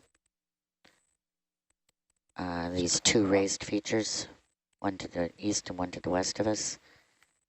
So we're just going to head on over to the one to the east, which is the higher fault block, identified in seismic data about a month ago, collected by Jeff Beeson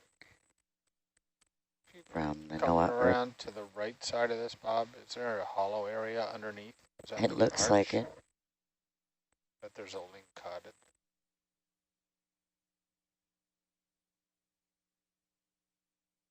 They like those little protected areas. Yeah. For eggs. Looks like a cod hole. Yep. Interesting.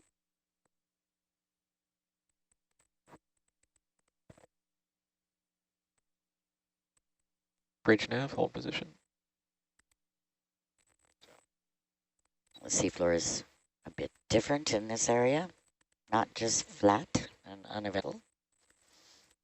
There's a canary rockfish going to hide in its cave. Hole. Yeah. That's right. It's hiding in the cave. I think that hole is big enough for a cod.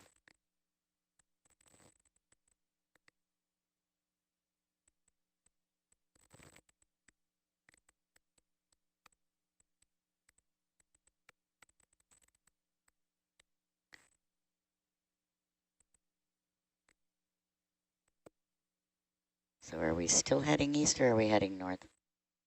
We're still heading east. Well, we're lined up with the slope and heading towards it. Okay. Doesn't. Okay.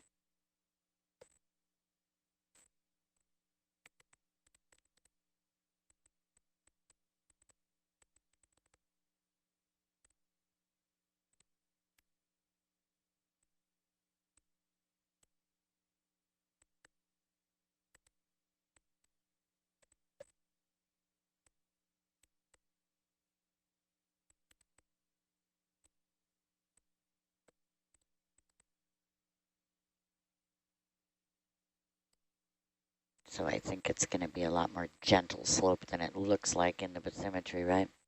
It seems that way. Yeah. I think we're actually getting... Should we still be going 090? Up on top of it. That was it. Which one? Wait, wait. Is it 090 or 045? 045 is more the way we ended up going. Okay, roger.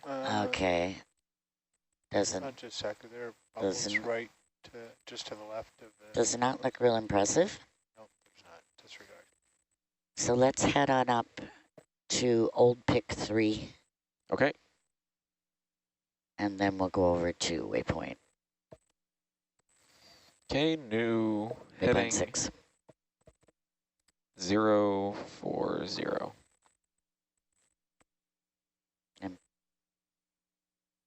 Oh, 0, sorry. The numbers keep moving around on my display. They're in different places. So 350. Okay. That makes more sense. Yeah. 350.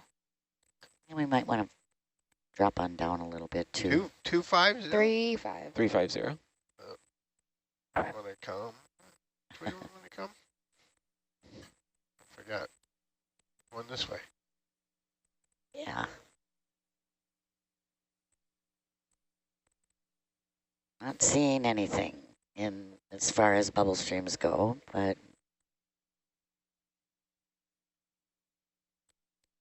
I think that's, can we, yeah, go a little bit farther to starboard at where we have the drop off there and travel along that.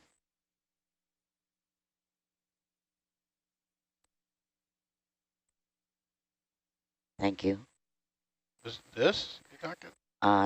You know, it seems, sure. I think that's it. What we're seeing in the bathymetry data. Up towards Old Pick 3.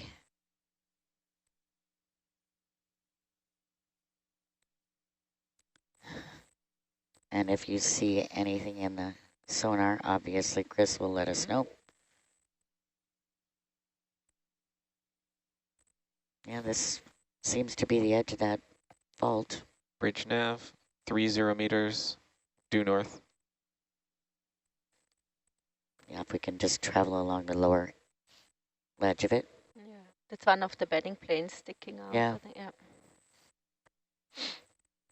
Kelly, you okay with video going off comms for about a minute? Sure.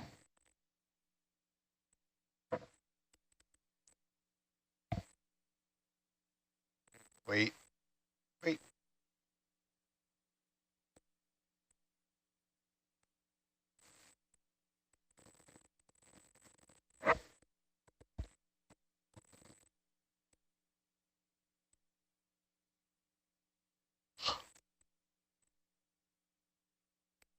Setting up here.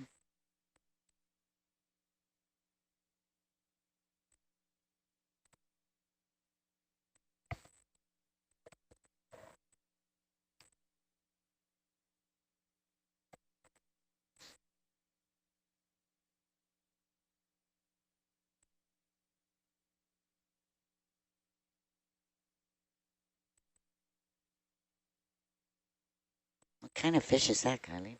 I mean, Taylor Ann? That's pretty. I've definitely seen it before. I know. Forget what it's Come called. oh. And I Come used in, Kylie. We get Kylie a wireless headset. She can just like run the whole van. That's cute.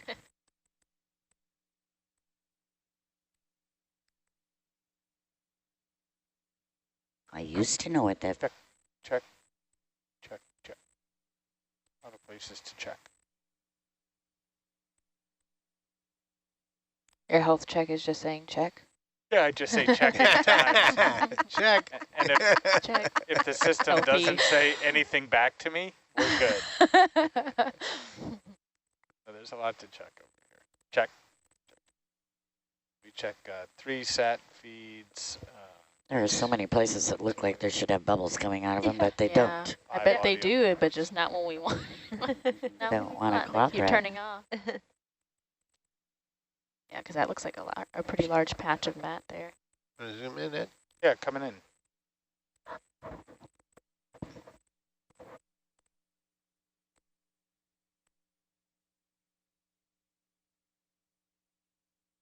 Yep, so we have the bacterial mat with the hole in the middle where the bubble stream should be coming out, but does not want to show itself. Got some dead clamshells.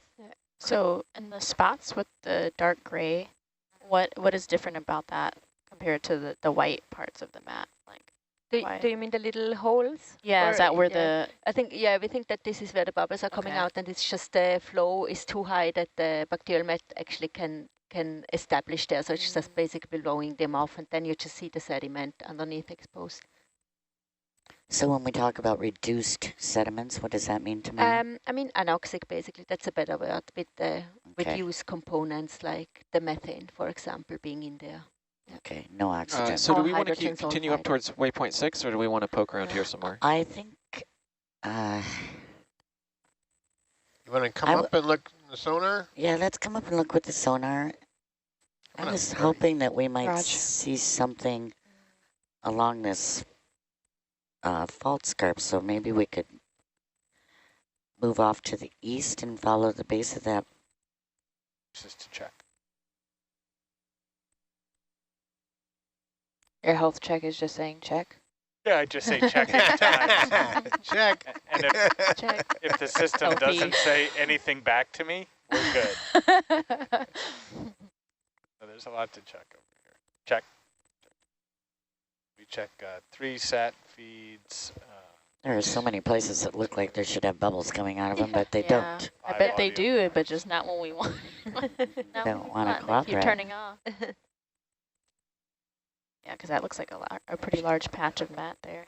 Want to zoom in, Ed? Yeah, coming in.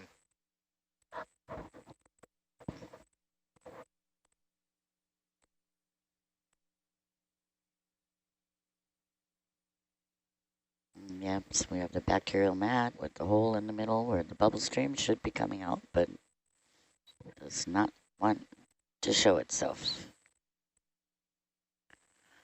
Got some dead clamshells. So in the spots with the dark gray, what is different about that compared to the white parts of the mat? Like, do you mean the little holes? Yeah, is that where the... I think, we think that this is where the bubbles are coming out, and it's just the flow is too high that the bacterial mat actually can establish there. So it's just basically blowing them off, and then you just see the sediment underneath exposed. So when we talk about reduced sediments, what does that mean to me? I mean anoxic, basically. That's a better word, with the reduced components like the methane, for example, being in there. Okay, no oxygen. So do we want to continue up towards waypoint 6, or do we want to poke around here some more? I think... you want to come up and look in the sonar? Yeah, let's come up and look with the sonar. I was hoping that we might see something along this fault scarp, so maybe we could move off to the east and follow the base of that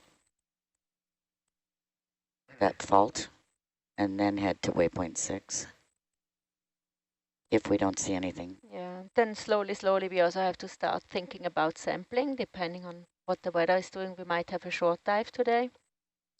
So seeing that we can collect at least some carbonates and the Niskin bottles, and also we tried this morning to get a push core, and it looked very promising. And then we ended up with getting like 2 or 3 centimeter, which then fell out of the core liner before we even could collect it. So, but I guess we are going to give it another try and see if we can get some push cores from some of these mats, but we'll see how hard the underground is. But this is kind of what we hope to achieve before we have to end the dive. But yes, you guys first, waypoint 6, yes. Okay. Waypoint 6, Niskins, push cores if possible, carbonate. Yeah. And gas, of course, gas, if we see one of those actually being a consistent stream. Yes, yeah. Okay. And clams, we haven't seen any live clams. We only saw some shells. Yeah, so same. So far, yeah. the same. Yep, that's been it. Look at all the fish in there. Argus view's cool. I wonder if you turn your lights on if they would scatter. Turn them on? They'll scatter? I don't know. I don't think so. Ah! That's beautiful. Yeah, so we're looking at the Argus camera, looking down on Hercules. If you look in there, you'll see all those beautiful rockfish.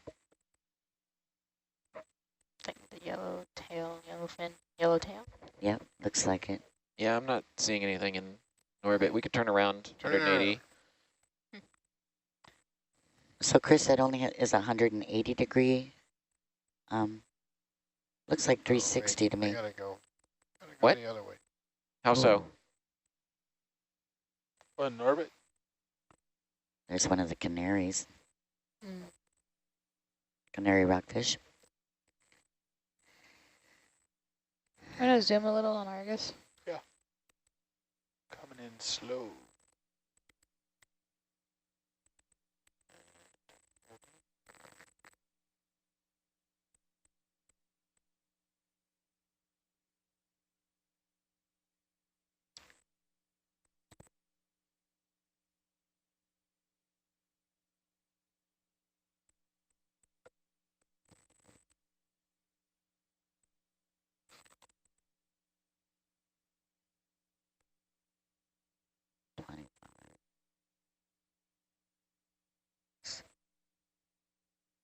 I'm going to turn my light off. Copy that. Okay. Sometimes it's hard to tell which one should be on. Voltage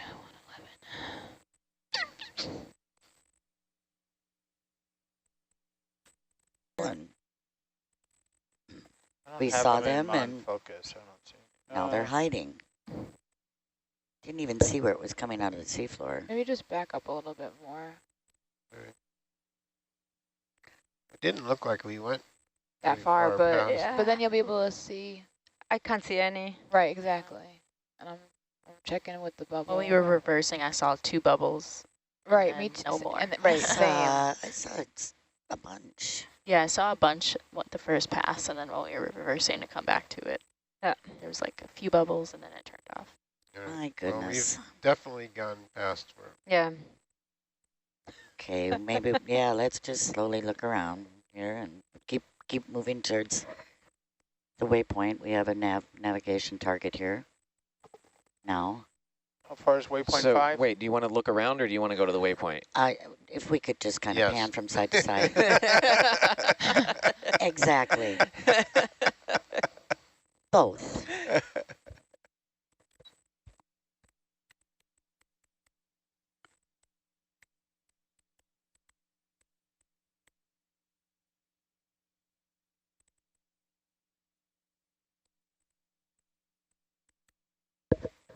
Yep. So we're seeing some patches of bacterial mat on the seafloor. Looks like there's some more coming up. Yeah, seems like it shut down. There's something to your, there's something on the ground to your starboard side. A white line or dead thing. Looks like lots of krill here in this water column. Wait, there's a sea pen up there. To starboard? Yeah, it was to starboard. I saw it in bubble. But it's out of view. You can only see the corner of it. You see it in bubble. Yep.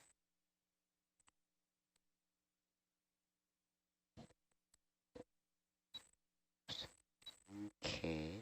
Wow. Huh. I don't know. Okay. All right, carrying on. Carrying on. Onward. I was going to say we use a lot of acronyms out here, and for people on shore, it might be, it's nice that we've explained that ADCP is the acoustic Doppler current straight ahead profile. here.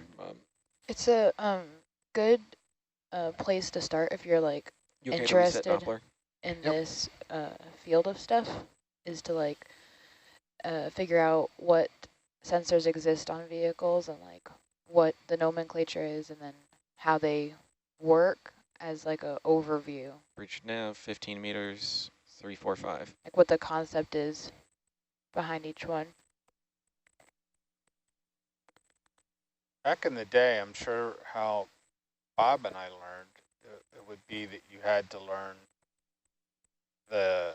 not just the formulas behind how equipment would solve problems or come up with the right solution, but you had to be able to do that math work yourself.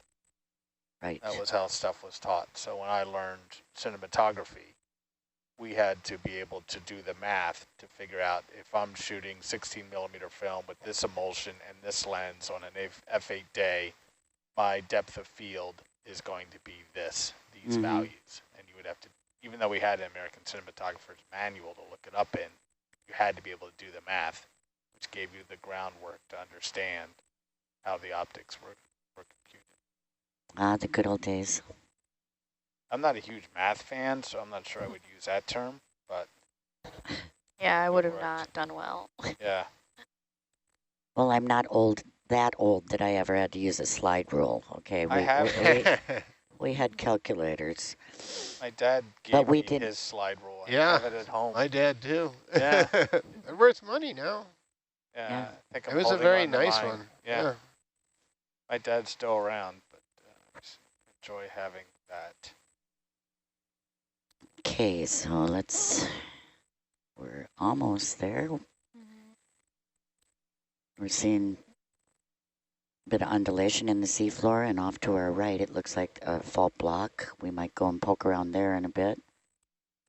Sometimes at the base of these faults, we'll see bubble streams, so we might see something off to starboard, I would suspect, if we're going to see anything. Or rockfish. Fish are great, but we need some bubble streams. We want to sample some gas here. Susan, I could easily imagine you saying, so there's a rockfish, a mermaid, a unicorn, no bubbles. I don't know. Mermaids, yeah, I'm really not a unicorn fan, but I think manatees sorry, kids. are mermaids. Yeah. I'm seeing something up ahead in orbit, 15 meters out. That's on our channel 3 of our website, our orbit output. Yeah, we just keep going straight. We'll run into it. It might be nothing. We're seeing patches of bacterial mat. No, it's disappearing as we get closer. That's not a good sign. Well, it does guide. Yeah. So we're sitting pretty much on the waypoint now. We're seeing It's still there. Patches of bacterial mat in front of us. Can you step right 2 meters and then continue straight?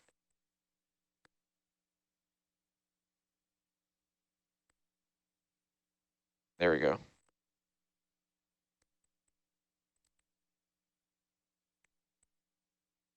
So we're seeing some reduced sediments, the darker colored seafloor. It's still there. Where? I Well, there's a big rock in the... Yeah, how far out is that? 5 meters. Yeah. 6 meters. Huh, that's right where the bubbles I saw on the sonar were. Well, they sometimes come out from under. They do. Yes. I mean, we're here. We might as well look at it. But that was. I'm sure that's what I was seeing. There it is. Yeah. That's the rock. See, I found it. Well, we're sitting at the waypoint, so we should look around. Yeah. If we don't... Bridge nav, hold position. We don't see anything on the seafloor, maybe we should pull up a little and look around with the sonar. I can do a little panning around here with the camera on the ROV.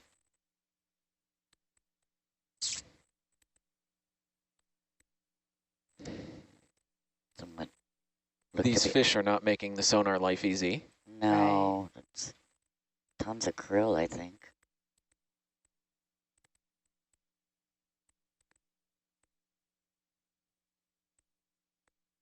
Which make this area a very productive fisheries area. And whales love to eat them. I see something really bright in the sonar straight ahead. Small point. Maybe bubbles, maybe fish. How far? Krill, right? You see the big eyeballs on them? I think so. Yeah. Right there.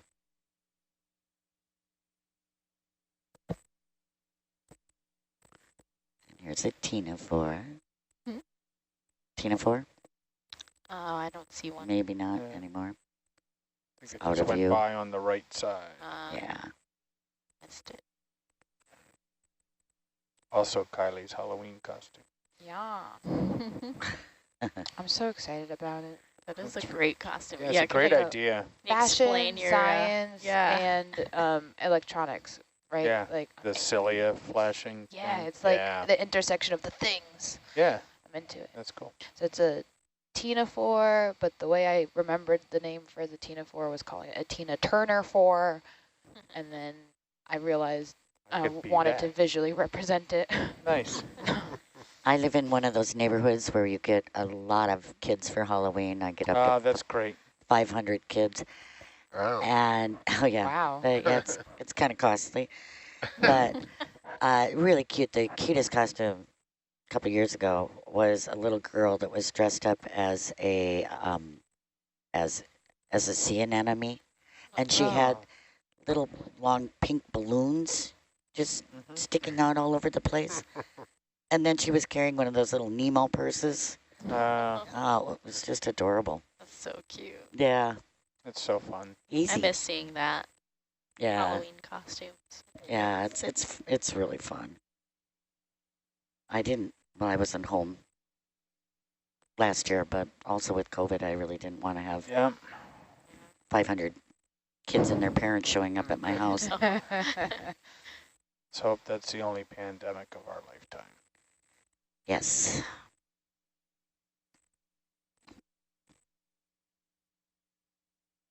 What's the difference between the teal green line and the lime green line on the ROV nav? The teal line is the USBL position. Yeah. And the green line is the DVL position. Oh, roger. So. In an ideal world, they'd fall on top of each other. Yeah. So USBL is ultra short baseline, and DVL is the Doppler velocity. Is that Doppler velocity logger? Yeah. Okay. So the USBL uses like a transponder on the vehicle, and then corresponds with a transponder on the bottom of the ship, and they talk to each other to figure out the location. And a DVL is like tracks its position over time, so it's pretty accurate, but it's subject to cumulative errors. Because it's relative, right? Right. Yeah. It's sort of like dead reckoning, which is why we reset the Doppler. It wanders, yeah.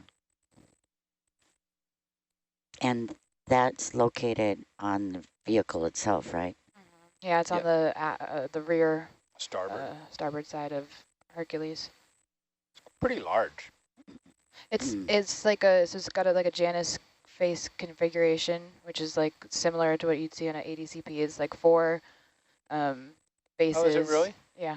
I never looked under. It's like yeah. It looks just like an it is ADCP. like the same. Yes, exactly. Yeah. They're pointed in different planes. Yes, oh, exactly. Okay. Yeah. That's a good description. I didn't know that. Yeah. Learn something new every month. You go feel it. You know, like you're like, oh, this is something I recognize. It just in a different. Pointed down instead of up. So it's the same. It is actually the same thing as in ADCP. It's just tracking the bottom instead of tracking the current. And the ADCP is an acoustic Doppler current profiler. Right. And so you'll be seeing those next leg when we deploy them. So you look through the water column, and instead of tracking the bottom's movement through the water, you're tracking the particles in the water moving movement. By. Yeah. At every depth through the well, as far as your ADCP can reach, right? I know there's some upcoming changes to the electronics on the Nautilus, and I would love for them to put in an ADCP so we had an actual current. I was surprised that we didn't. Yeah, the current is just the remainder of all the other math we do. Right, you can calculate it, yeah. Back calculate, well, yeah. Yeah. It'd be cool to have. Yeah. Because then you could really... You would know.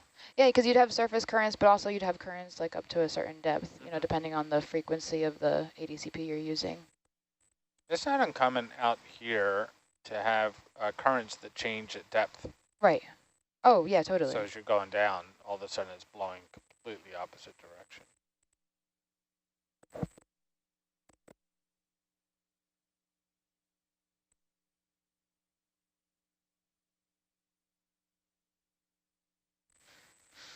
So we have 2 different Dopplers. We have the one that's installed as a 600 kilohertz. We also have a 1200 kilohertz one. So the difference being that the 600 can operate up to about 75 meters off the bottom. Yep. But it's a little bit coarser than the 1200 kilohertz one, which only operates up to like 30 meters. Right. The lower the frequency, the further the penetration of the signal. Yeah. But the more coarse the result. Yeah. So yeah, we Bob, can you adjust your heading I can. 3, 4, 5? Yeah. Flying both now? I'm at 3, 4, 6. We're Must I change? Oh, bubbles. Oh, bubbles, bubbles, bubbles. Okay, all right. All right. Ooh, that one looks okay, good. all right. Good one, Bob. Bridge nav, hold position. I'm doing an app step.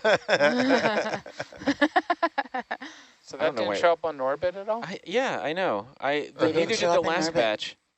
Maybe they weren't going. Yeah, unless they're just intermittent and we're missing them. I'm going to take over. Okay. Oh, I that did app taking step. charge. That was a nice bubble stream. It was. Let's find it again. I saw 2 bubbles. We're quite close to the, well, we're still not at waypoint 5. We're about 20 meters away. We're not even seeing any rockfish anymore. And then when we arrive on site, we pass over the site, we map it again, we look at the multi-beam water column data and look for bubble streams in the multi-beam water column data to verify. Generally, we're basing our dives on older surveys in the area where bubble streams were identified. And then we pass over it and determine whether or not those bubble streams are turned on. They're still there, which this morning we saw a lot of them. Ooh, there's some big... Yeah, some big sea cucumbers. Sea cucumbers, holothurians. I think that one.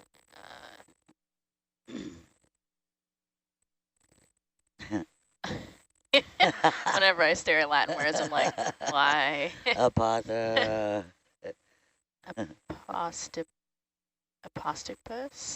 I don't even know. Close. Might be correct. Leucothele.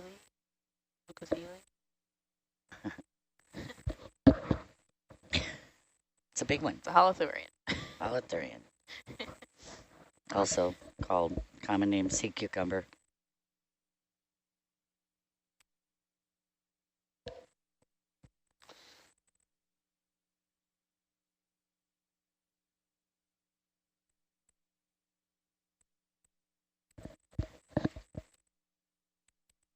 believe those are also harvested for food, right? Oh, yeah.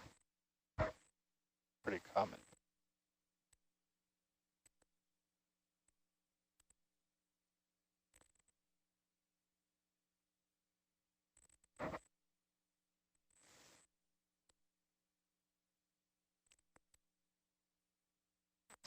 Apostacopus, maybe that's how you say it. Okay.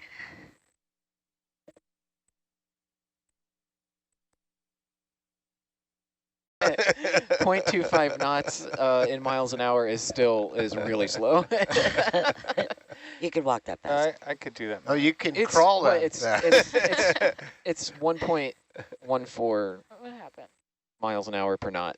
So seem to have it's 0.2 miles an hour. Can we speed up a little bit? 2.87 miles per hour. We can. Are you guys? Well, we should. I think the ship is moving at 0.3, which. I mean, the only issue is just if you see something, we don't have any time to stop and smell the roses. So yeah. Yeah, we're not too far from it now. Yeah, it won't take much longer.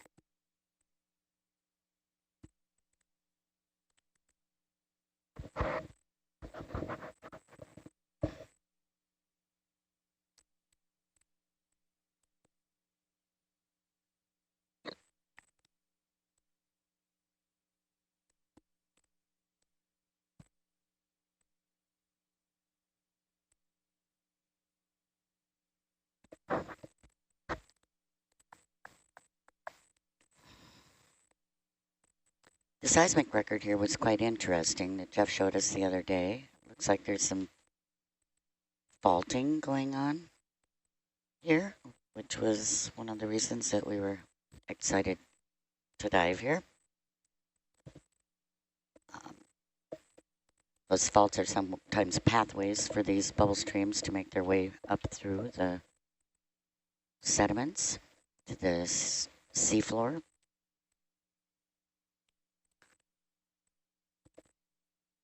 We have a bit of a ridge to the east of us, quite a rise, and we might go poke around over there. It looks like the bubble stream sites that we're coming upon are quite close to the ridge to our east.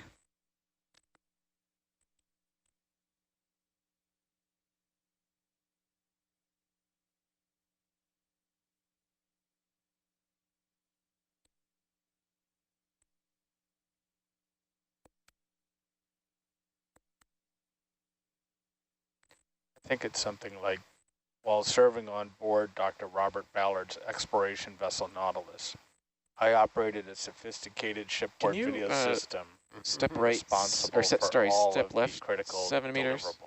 For the organization. Sure. Maybe not. Never mind. Very specific. There was something that was. There was something that was looking good. You wanna? No, it's gone. It's gone. Okay. Was it gone because we looped by it? Yeah, I think must have been something sort of, well, yeah, go ahead and step Herc left. Okay. 7 meters. I think stop the ship then? Or? Well, no, we don't think we need to stop the ship. Okay. If you step over, we'll drive right over it and we can see if it was anything. Okay.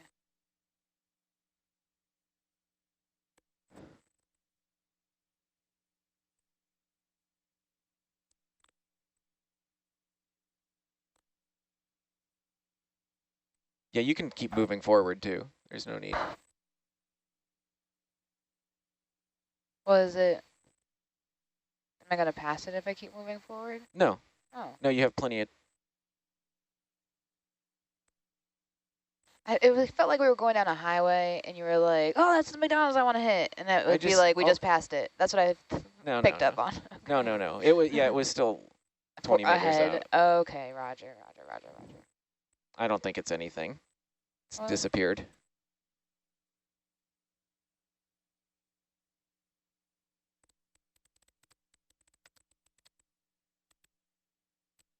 Seen a lot of sea stars flipping over. Yeah. A rock? That might have been it. Yeah. And when it was at longer range, it was in the beam. It's much higher than the rest of the. Well, see, we know we can find things. Wow. It's a big rockfish.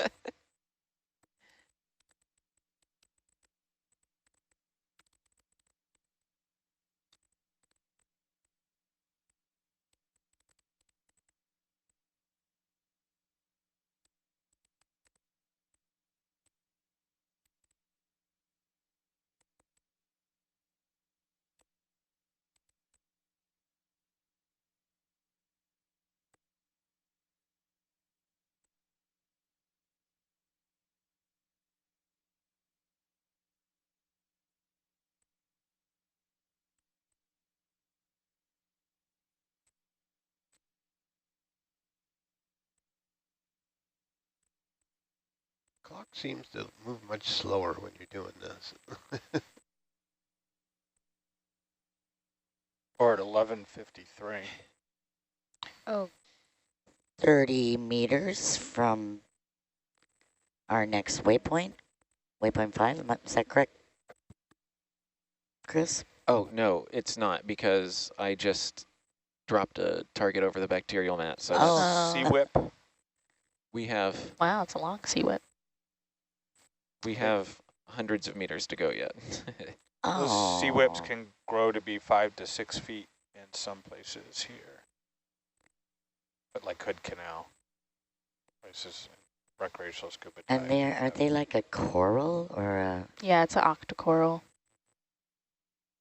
So similar to, well, another example of an octocoral that's not a sea whip or a sea pen would be the bamboo mushroom coral. Oh, okay. Yeah, bamboo coral is a true coral. Okay.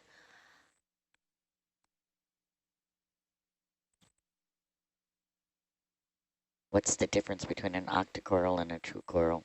It's a great question. An octocoral is, I think, 8 times more. Oh, that's cute.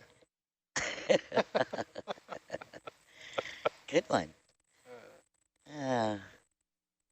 Oh, I think it's just their texture, soft versus hard. Oh, okay, gotcha.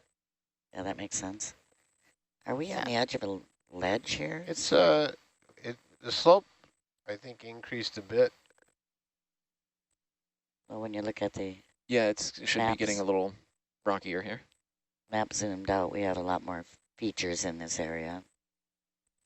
It appears to be that we're traveling sort of down the middle of a faulted area.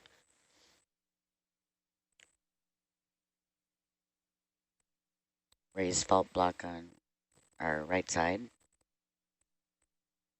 starboard, and on the left side, we're sort of traveling up the center. We're getting into an area with more topography. Hopefully that will make a difference in the bubble streams.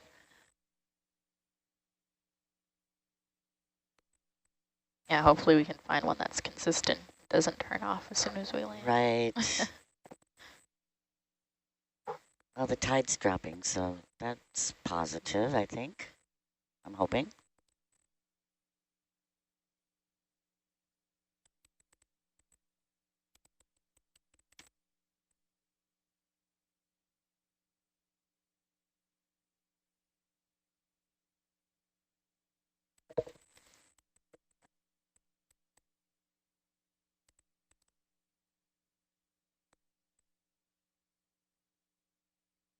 Zoom in real quick there, Ed. Yeah, coming in. Looking at some shell hash here. Little snap. Yep, They they're look all dead. yeah. Yep. Coming What's out. that? They were all dead. I don't think any of them were All dead. Yeah, just shells. No bubbles. No bubbles. Sea star. That was a fast little sea star. I was running. Yeah. Yeah.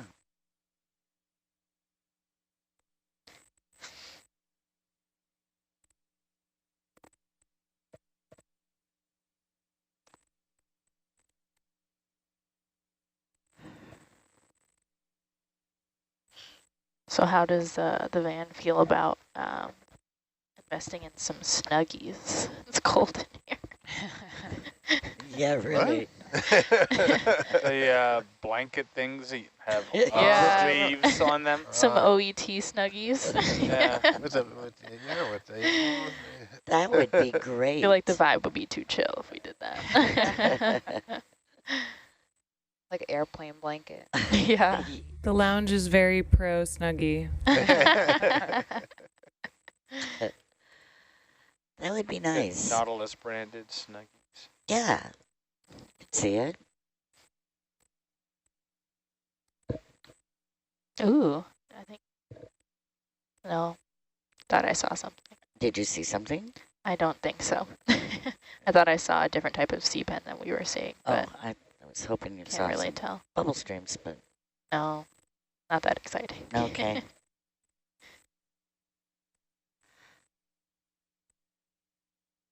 So, Chris, looking at the nav screen, they have a lot of times down on there. Wonder what...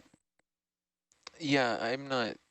have no idea. Sure what that was. That sea star was getting blown around before we showed up. It's weird.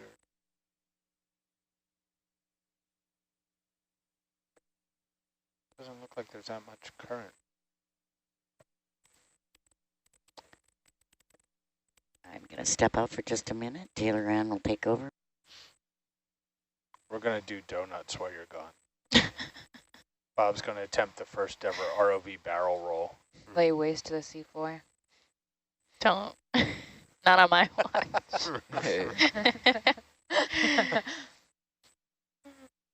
Taylor Ann is now opening up her resume and adding watch leader. Watch leader for 10 seconds. Every second counts. The 10 seconds you can mention in the interview. The watch leader gets you the interview.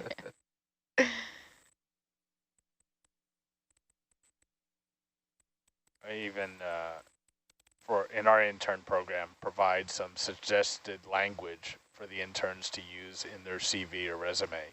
What? Just because if you phrase it right, having done hiring for 20 years, there are things about resumes that will get you an interview. Somebody would be like, wait, what?